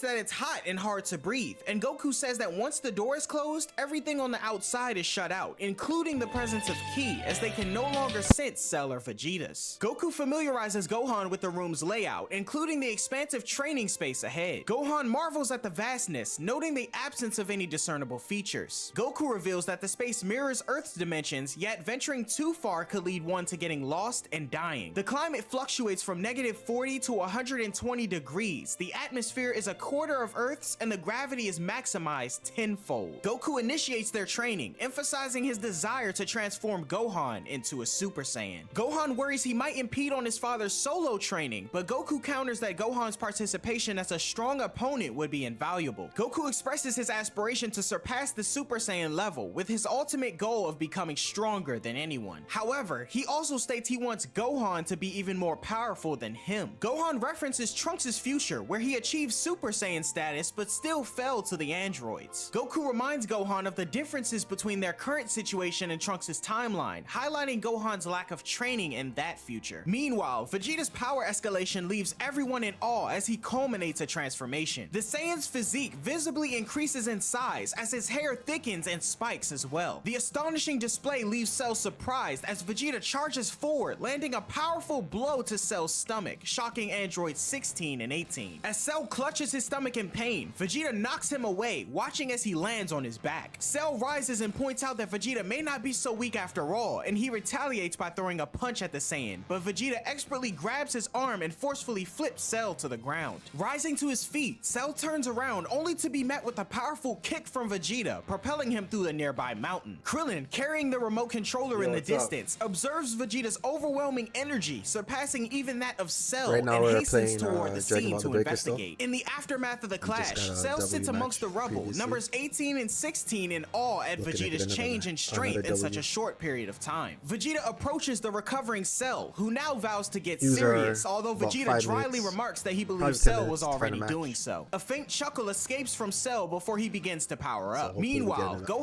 another match endeavor soon. to transform into a Super Saiyan encounters an obstacle as Goku clarifies that he's merely elevating his energy. Goku instructs Gohan to tap into his anger, envisioning himself falling victim to Cell. Gohan, however, admits his yesterday I unfamiliarity with Cell, like prompting almost 8 Goku to suggest visualizing Frieza instead. Despite his best efforts, Gohan attempts to transform but falls short. Goku shares that both he and Vegeta encounter similar difficulties, emphasizing the need for patience. Super Saiyan, I While don't know Cell what's going on completes with his these cues, power man. up, Vegeta acknowledges it's not enough, while in the distance, Trunks states that his father has won the battle. Krillin, monitoring the Getting stuck in situation the from loop. above the island, identifies the combatants as Vegeta and Cell. In a swift move, Cell flies toward Vegeta, delivering a punch that jolts the Saiyan but doesn't topple him. Rising from the match doesn't impact, start in, like, Vegeta dons a 3 to 5 confident minutes, I'll smirk just and cancel astutely and try acknowledges that Cell has reached his limit. Challenging Cell's skepticism, the Saiyan declares he isn't merely Vegeta anymore, rather, he's Super Vegeta. Puzzled by the concept of Super Vegeta, Cell contemplates what it means, to which Vegeta remarks that explaining it fully would be a pointless task. He advises Cell to worry about his own safety, but confirms it won't make a difference anyway. Hovering above the island, Krillin observes Cell's transformation and wonders if he's already become perfect. He then looks down at the remote Bulma created and states it may prove to be useless. Fueled by anger, Cell strikes out with his tail in an attempt to assault Vegeta, yet the Saiyan quickly vaults over the appendage and delivers a swift kick. Following up, Vegeta launches another powerful kick to Cell's stomach and hits him in the back of the head, sending him crashing down to the water below. Krillin is left in awe by the extent of Vegeta's newfound power, and his gaze shifts to Trunks, who's noticeably grown stronger as well. Krillin then notices the 2 androids nearby, surprised that they remain unnoticed by Cell, Vegeta, and even Trunks. Recalling Bulma's instructions about the proximity, Krillin discreetly lands on the island. He nervously approaches the location of the androids and becomes aware of Cell's incomplete transformation into his perfect form, deducing that number 17 must have been absorbed. As Cell emerges from the water, Vegeta decides to deliver an even more startling revelation. He proclaims that Trunks possesses a true strength nearly comparable to his own, letting Cell know that even if he managed to slip by him, his son would stop him anyway. Cell's gaze then fixates on Trunks as he sits in awe. Irritated by the realization that Cell's power isn't as exceptional as he believed, Vegeta states that ending Cell's life feels like a waste of time. A sudden eruption of frustration from Cell comes out as he reflects on his inability to attain his perfect form, realizing if he had, he wouldn't have possibly lost to anyone. Observing Cell's reaction with a hint of intrigue, Vegeta's attention is momentarily diverted, while Krillin meanwhile stealthily approaches the androids. Vegeta flies over to Cell, inquiring whether he genuinely believes he could secure victory by attaining his perfect form. Cell confirms, stating his power, speed, skill, and mental capacity would all be improved, making him invincible as the computer told him. In a swift motion, Vegeta delivers a kick that propels Cell through the air. 18 wonders if Vegeta pretended to be weak when they fought, but 16 states he had no reason to do so, speculating that something drastic occurred in the last few days. As Krillin draws closer to the scene, his anxiety grows, causing him to crouch behind a boulder and observe number 18. His uneasiness grows larger as he gazes at her, thus forcing his hesitation to push the remote's button. Vegeta strides purposely towards Cell once more, reiterating his question on whether he can defeat him once he's complete. Cell expresses slight irritation at the repetition, confirming his confidence in emerging victorious if allowed to reach his perfect form. Intrigued by Cell's conviction, Vegeta's interest is piqued, prompting concern from Trunks regarding his father's intentions. Meanwhile, Krillin thinks to himself, realizing he needs to push the button in order to incapacitate and eliminate 18 to prevent Cell's evolution. Memories of 18's earlier gesture of kissing him on the cheek flood his mind though, as he inadvertently drops the controller. The sound of its impact draws 18's attention. She states that she remembers Krillin, but is shocked to see he's in possession of the emergency shutdown switch. Meanwhile, Cell capitalizes on his conversation with Vegeta, highlighting the Saiyans' inclination for battle and their enthusiasm for challenging adversaries. He asserts that the happier a Saiyan is with the strength of their opponent, the more motivated they become. Seizing upon Cell's assumption, Vegeta concedes, urging him to proceed with his absorption. In response, Cell takes flight, only to be intercepted by Trunks as a Super Saiyan. Amidst the turmoil, Krillin expresses remorse to Bulma as he crushes the controller beneath his foot, shattering it. He implores 18 to flee and evade absorption, but she questions Krillin on why he ruined his only chance to stop Cell, to which his nervousness makes him unable to answer. Cell directs his frustration toward Vegeta due to Trunks' interference, though his focus abruptly shifts as he spots 18's presence on the island. Trunks diverts his attention toward the same point that captured Cell's gaze, spotting number 18 alongside Krillin. Realizing the obliviousness to 18, 16, and Krillin to Cell's discovery, Trunks lets out a sharp cry to let them know they've been spotted. In response, the group are taken aback, while Cell swiftly advances toward them. Determined to stop Cell's path to perfection, Trunks undergoes a transformation similar to Vegeta's, his physique expanding as he follows in pursuit of Cell. Vegeta perceives the presence of the androids as an advantageous twist of fate, and he swiftly intervenes to prevent Trunks' interference. Trunks, propelled by his resolve, approaches Cell only to be halted by Vegeta's forceful kick that propels him into a nearby mountain. Cell touches down in front of his intended targets, who embrace themselves for the impending confrontation. Cell urges 16 to exercise restraint given his critical condition, and implies that Vegeta desires his evolution toward perfection as well. Krillin expresses frustration toward Vegeta for making such a foolish decision, and emerging from the debris, Trunks addresses his father, asserting that they must prevent Cell from achieving his perfect form. He emphasizes the potential escalation of Cell's power beyond their own, raising concerns about the challenges that might arise. In response to Trunks' concerns, Vegeta calls him a coward and wonders if he truly doesn't want to see how strong Cell can get. However, Trunks denies any such desire, having already borne witness to how catastrophic a future such as that can be. He expresses his willingness to kill his own father if it means thwarting Cell's plans, but Vegeta tries to call his bluff. Suddenly, Trunks unleashes a massive two-handed energy blast toward Vegeta before setting his sights on Cell. Swiftly, Cell unleashes the solar flare technique, temporarily blinding Trunks, Krillin, 16, and 18. Seizing the opportunity, Cell uses his tail to ensnare 18, eliciting shocked reactions from Trunks and Krillin upon regaining their sight. Vegeta, surprised by Trunks' resolve, notices the transformation unfolding within Cell. Observing the opportune moment, Trunks decides to intervene, aiming an attack at Cell during his metamorphosis. However, a protective barrier surrounds Cell, stopping Trunks' assault. Faced with an insurmountable obstacle, Trunks abandons his efforts and a brilliant detonation engulfs the scene. As the smoke dissipates, it unveils the outcome of Cell's transformation, symbolizing the monster's completion. High above at the lookout, Piccolo relays to Tien and Bulma that Cell has successfully achieved his perfect form. Bulma questions the controller she crafted, only to learn from Piccolo that Krillin had deliberately destroyed it, shifting the blame toward Vegeta. Within the confines of the hyperbolic time chamber, Gohan completes his transformation into a Super Saiyan, earning praise from Goku for his achievement. Gohan reverts into his regular state and takes a moment to catch his breath, admitting to the strain. Goku proposes a break and suggests helping Gohan with a much-needed haircut. Meanwhile, Cell's perfected form exhibits a sleeker and more refined appearance compared to his previous state. He possesses a less bulky physique, with his tail significantly reduced, Your match might wings finish more before we distant, find a and match. his facial features bear a striking resemblance to that of a human. Vegeta regards the transformation negatively, while Krillin's anger simmers over the harm inflicted on Android 18. Krillin furiously launches in to attack, striking Cell's head and delivering a few kicks. However, Cell remains unfazed, surprising Krillin and Trunks. Demonstrating his newly acquired power, Cell extends his arms, testing his capabilities, before executing a swift kick that sends Krillin hurtling through the air after connecting with the side of his head. Trunks, concerned for Krillin's well-being, swiftly takes flight towards his injured comrade, administering a sensu bean to aid his recovery. Vegeta touches down near Cell, remarking on Cell's apparent contentment with his newly acquired form, while personally deeming the perfect form to be unremarkable. Cell turns his attention to Vegeta, challenging him to assist in warming up for their battle, to which Vegeta consents, asserting that their warm-up will also mark Cell's defeat. With Krillin now in stable condition, Trunks expresses his relief at the close call, but Krillin expresses Vegeta's going to get himself killed. Acknowledging his inferiority compared to the Saiyans, Krillin possesses a keen understanding of Cell's potency and ferocity. As Cell and Vegeta assume battle stances, Krillin warns against underestimating Cell's current power, revealing that the monster is concealing a substantial amount of energy, similar to Trunks himself. Trunks is taken aback by Krillin's perceptive insight, and Krillin surmises that Vegeta likely failed to detect Trunks' restraint, while Trunks successfully overcame the barriers that held Vegeta back. Engaging in combat, Vegeta initiates a series of strikes against Cell, who expertly blocks each assault, demonstrating a power beyond what Vegeta had anticipated. Observing this, Trunks reflects that his father has transcended the limits of Super Saiyan, but also reveals that he achieved an even higher level recently. Despite this, Trunks remains determined to withhold his newfound strength from his prideful father, especially as he's determined to defeat Cell himself. Their exchange continues as Vegeta and Cell clash, each testing each other's limits. 16 observes Cell's increased might, yet remains convinced that Vegeta maintains a greater advantage. However, growing increasingly frustrated, Vegeta accuses Cell of not taking the battle seriously. Cell's response is dismissive, claiming that their previous interaction was merely a warm-up, eliciting a shocked reaction from 16 as Vegeta's anger intensifies, demanding Cell's full commitment to the battle. Cell complies, closing the distance between them with remarkable speed. A kick from Vegeta meets the side of Cell's head, but the blow proves ineffective as Cell remains unaffected, making fun of the Saiyan's Super Vegeta title. Witnessing this exchange, Krillin questions Trunks about his reluctance to intervene, to which Trunks explains that his father would rather be defeated by Cell than accept help from anyone. A look of astonishment washes over Vegeta's face as Cell provocatively urges him to display a smile. Without hesitation, Cell takes flight, delivering a forceful kick that propels Vegeta through a mountain. Despite the impact, Vegeta manages to stop his momentum in midair, Cell makes fun of their vast disparity in power, suggesting that there's almost no point in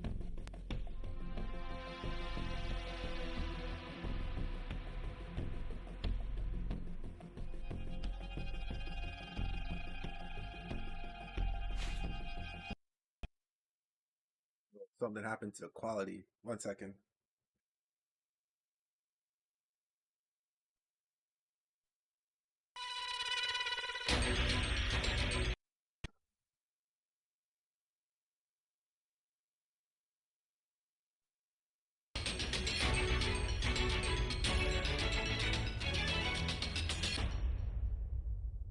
Can you hear me? Flying It's Nimbus! Trunks.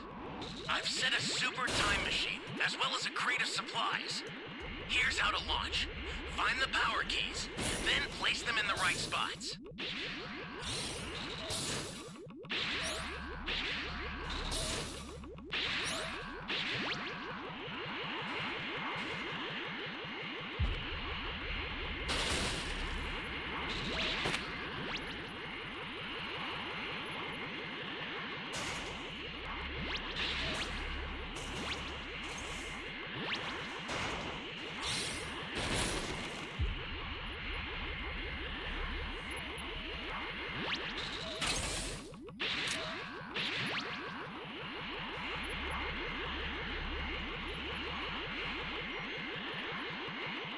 Where am I? You found a power key. Go slot it.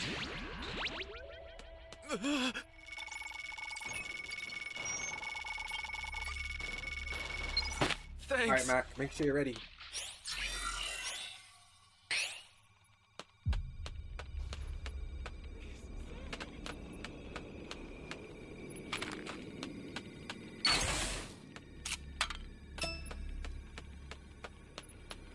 Welcome. Thank you. Flying Nimbus!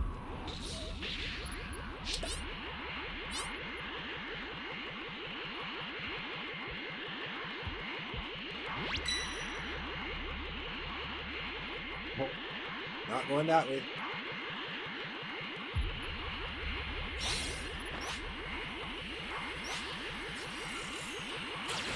That's a new power key. Place it now. Raiders the other way. That's why I ran away. Great. You know what to do with that key.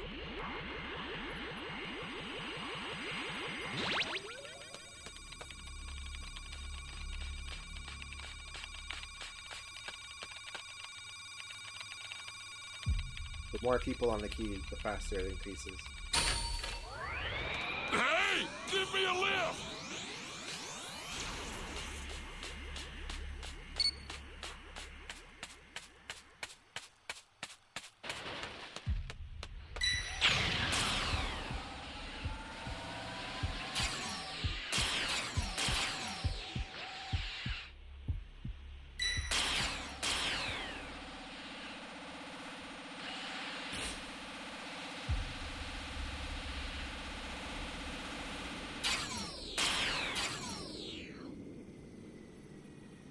That's a new power key. Place it now.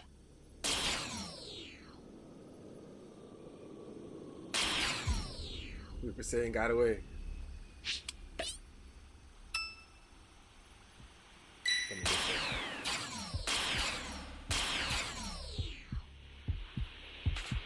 Great. You know what to do Flying with that Nimbus! key. We got stream snipe. 1000%, bro. Holy hell!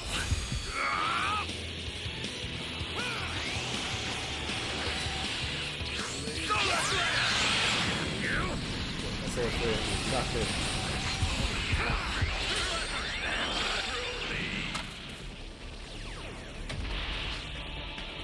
Do not get in my way. Fortunately, I didn't have the good luck Super Saiyan had. The startup system for the super time machine is ready. Key rush Head them. there now. Quick.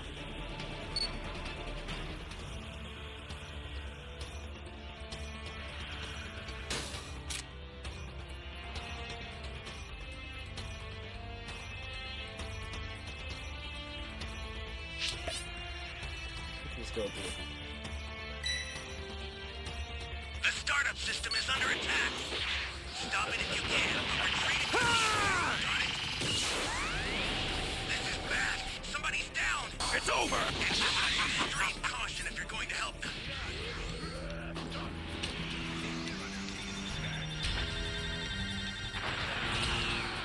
It's got the Dragon Balls. Need a few more. Keep it safe. It's all good, man.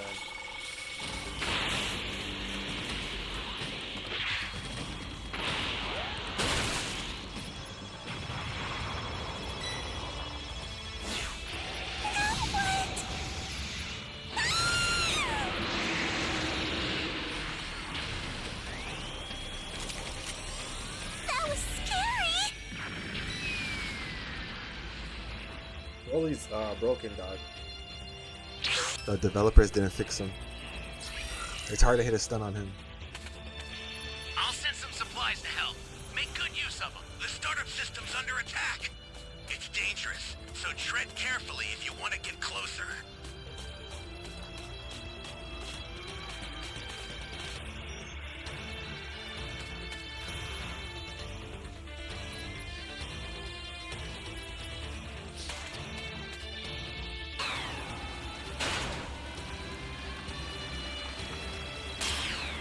You need that vehicle movement speed boost.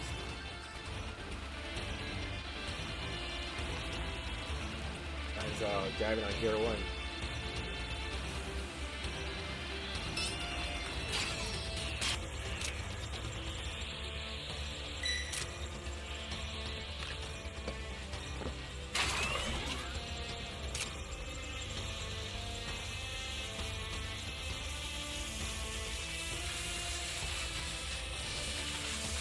I can give you the room key after this. Not the last match. Still play a little longer.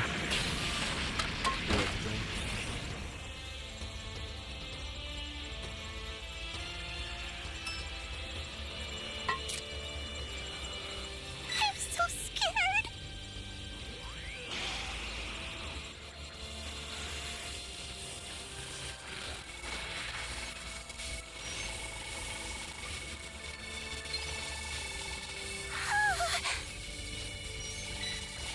Make sure you're ready. I'll give you the room key after this. Your help. We don't know what danger awaits. Think before rushing in.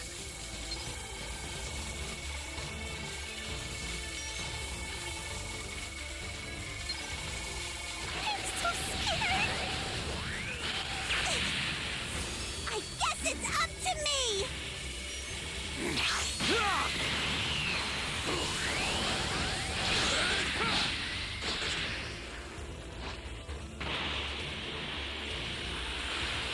Honestly, I don't even know how this guy knew I was fighting him. No way.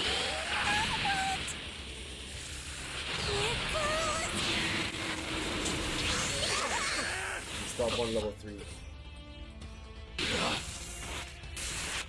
This guy right here. Alright, it's up to you, man. Go in, go in! The startup system's Bro, destroyed. you need to go in. I The escape time can't be machine's scared. almost prepped. You need to head You have for to the go in, beacon man. You that's can't be indicated scared. by a blue light. This is bad. Yeah, Dragon Somebody's Chain. down. Exercise extreme Too late caution now, if you're man. going to help them. I've sent the escape time Too late now. machine. Use it to get out of there.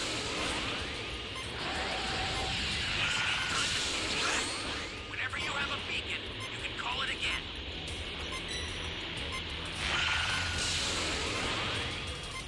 It's all good, man. Just get out of there. Next time, just make sure you go in, man. You had a dragon change, and you guys are both level 3, so you could have fought. Even if you die, who cares? Literally, who cares? Just go in.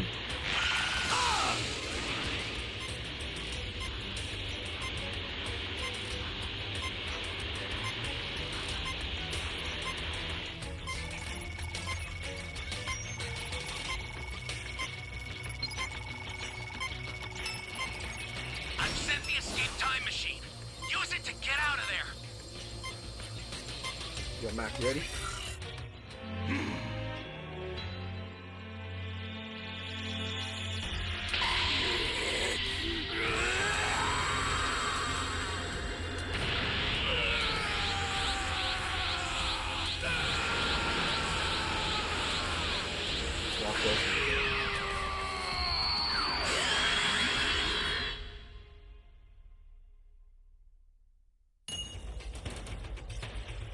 No medals.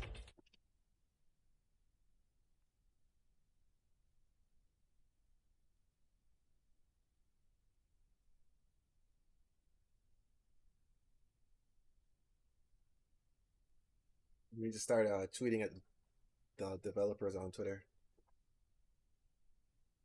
They don't listen. We need new developers for real.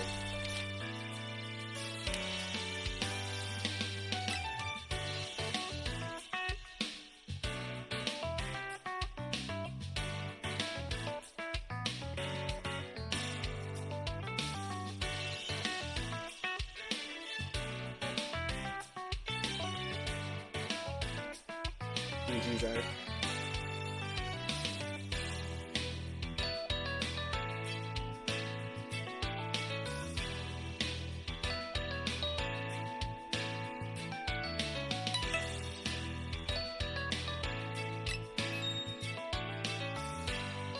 I'll be right back, guys.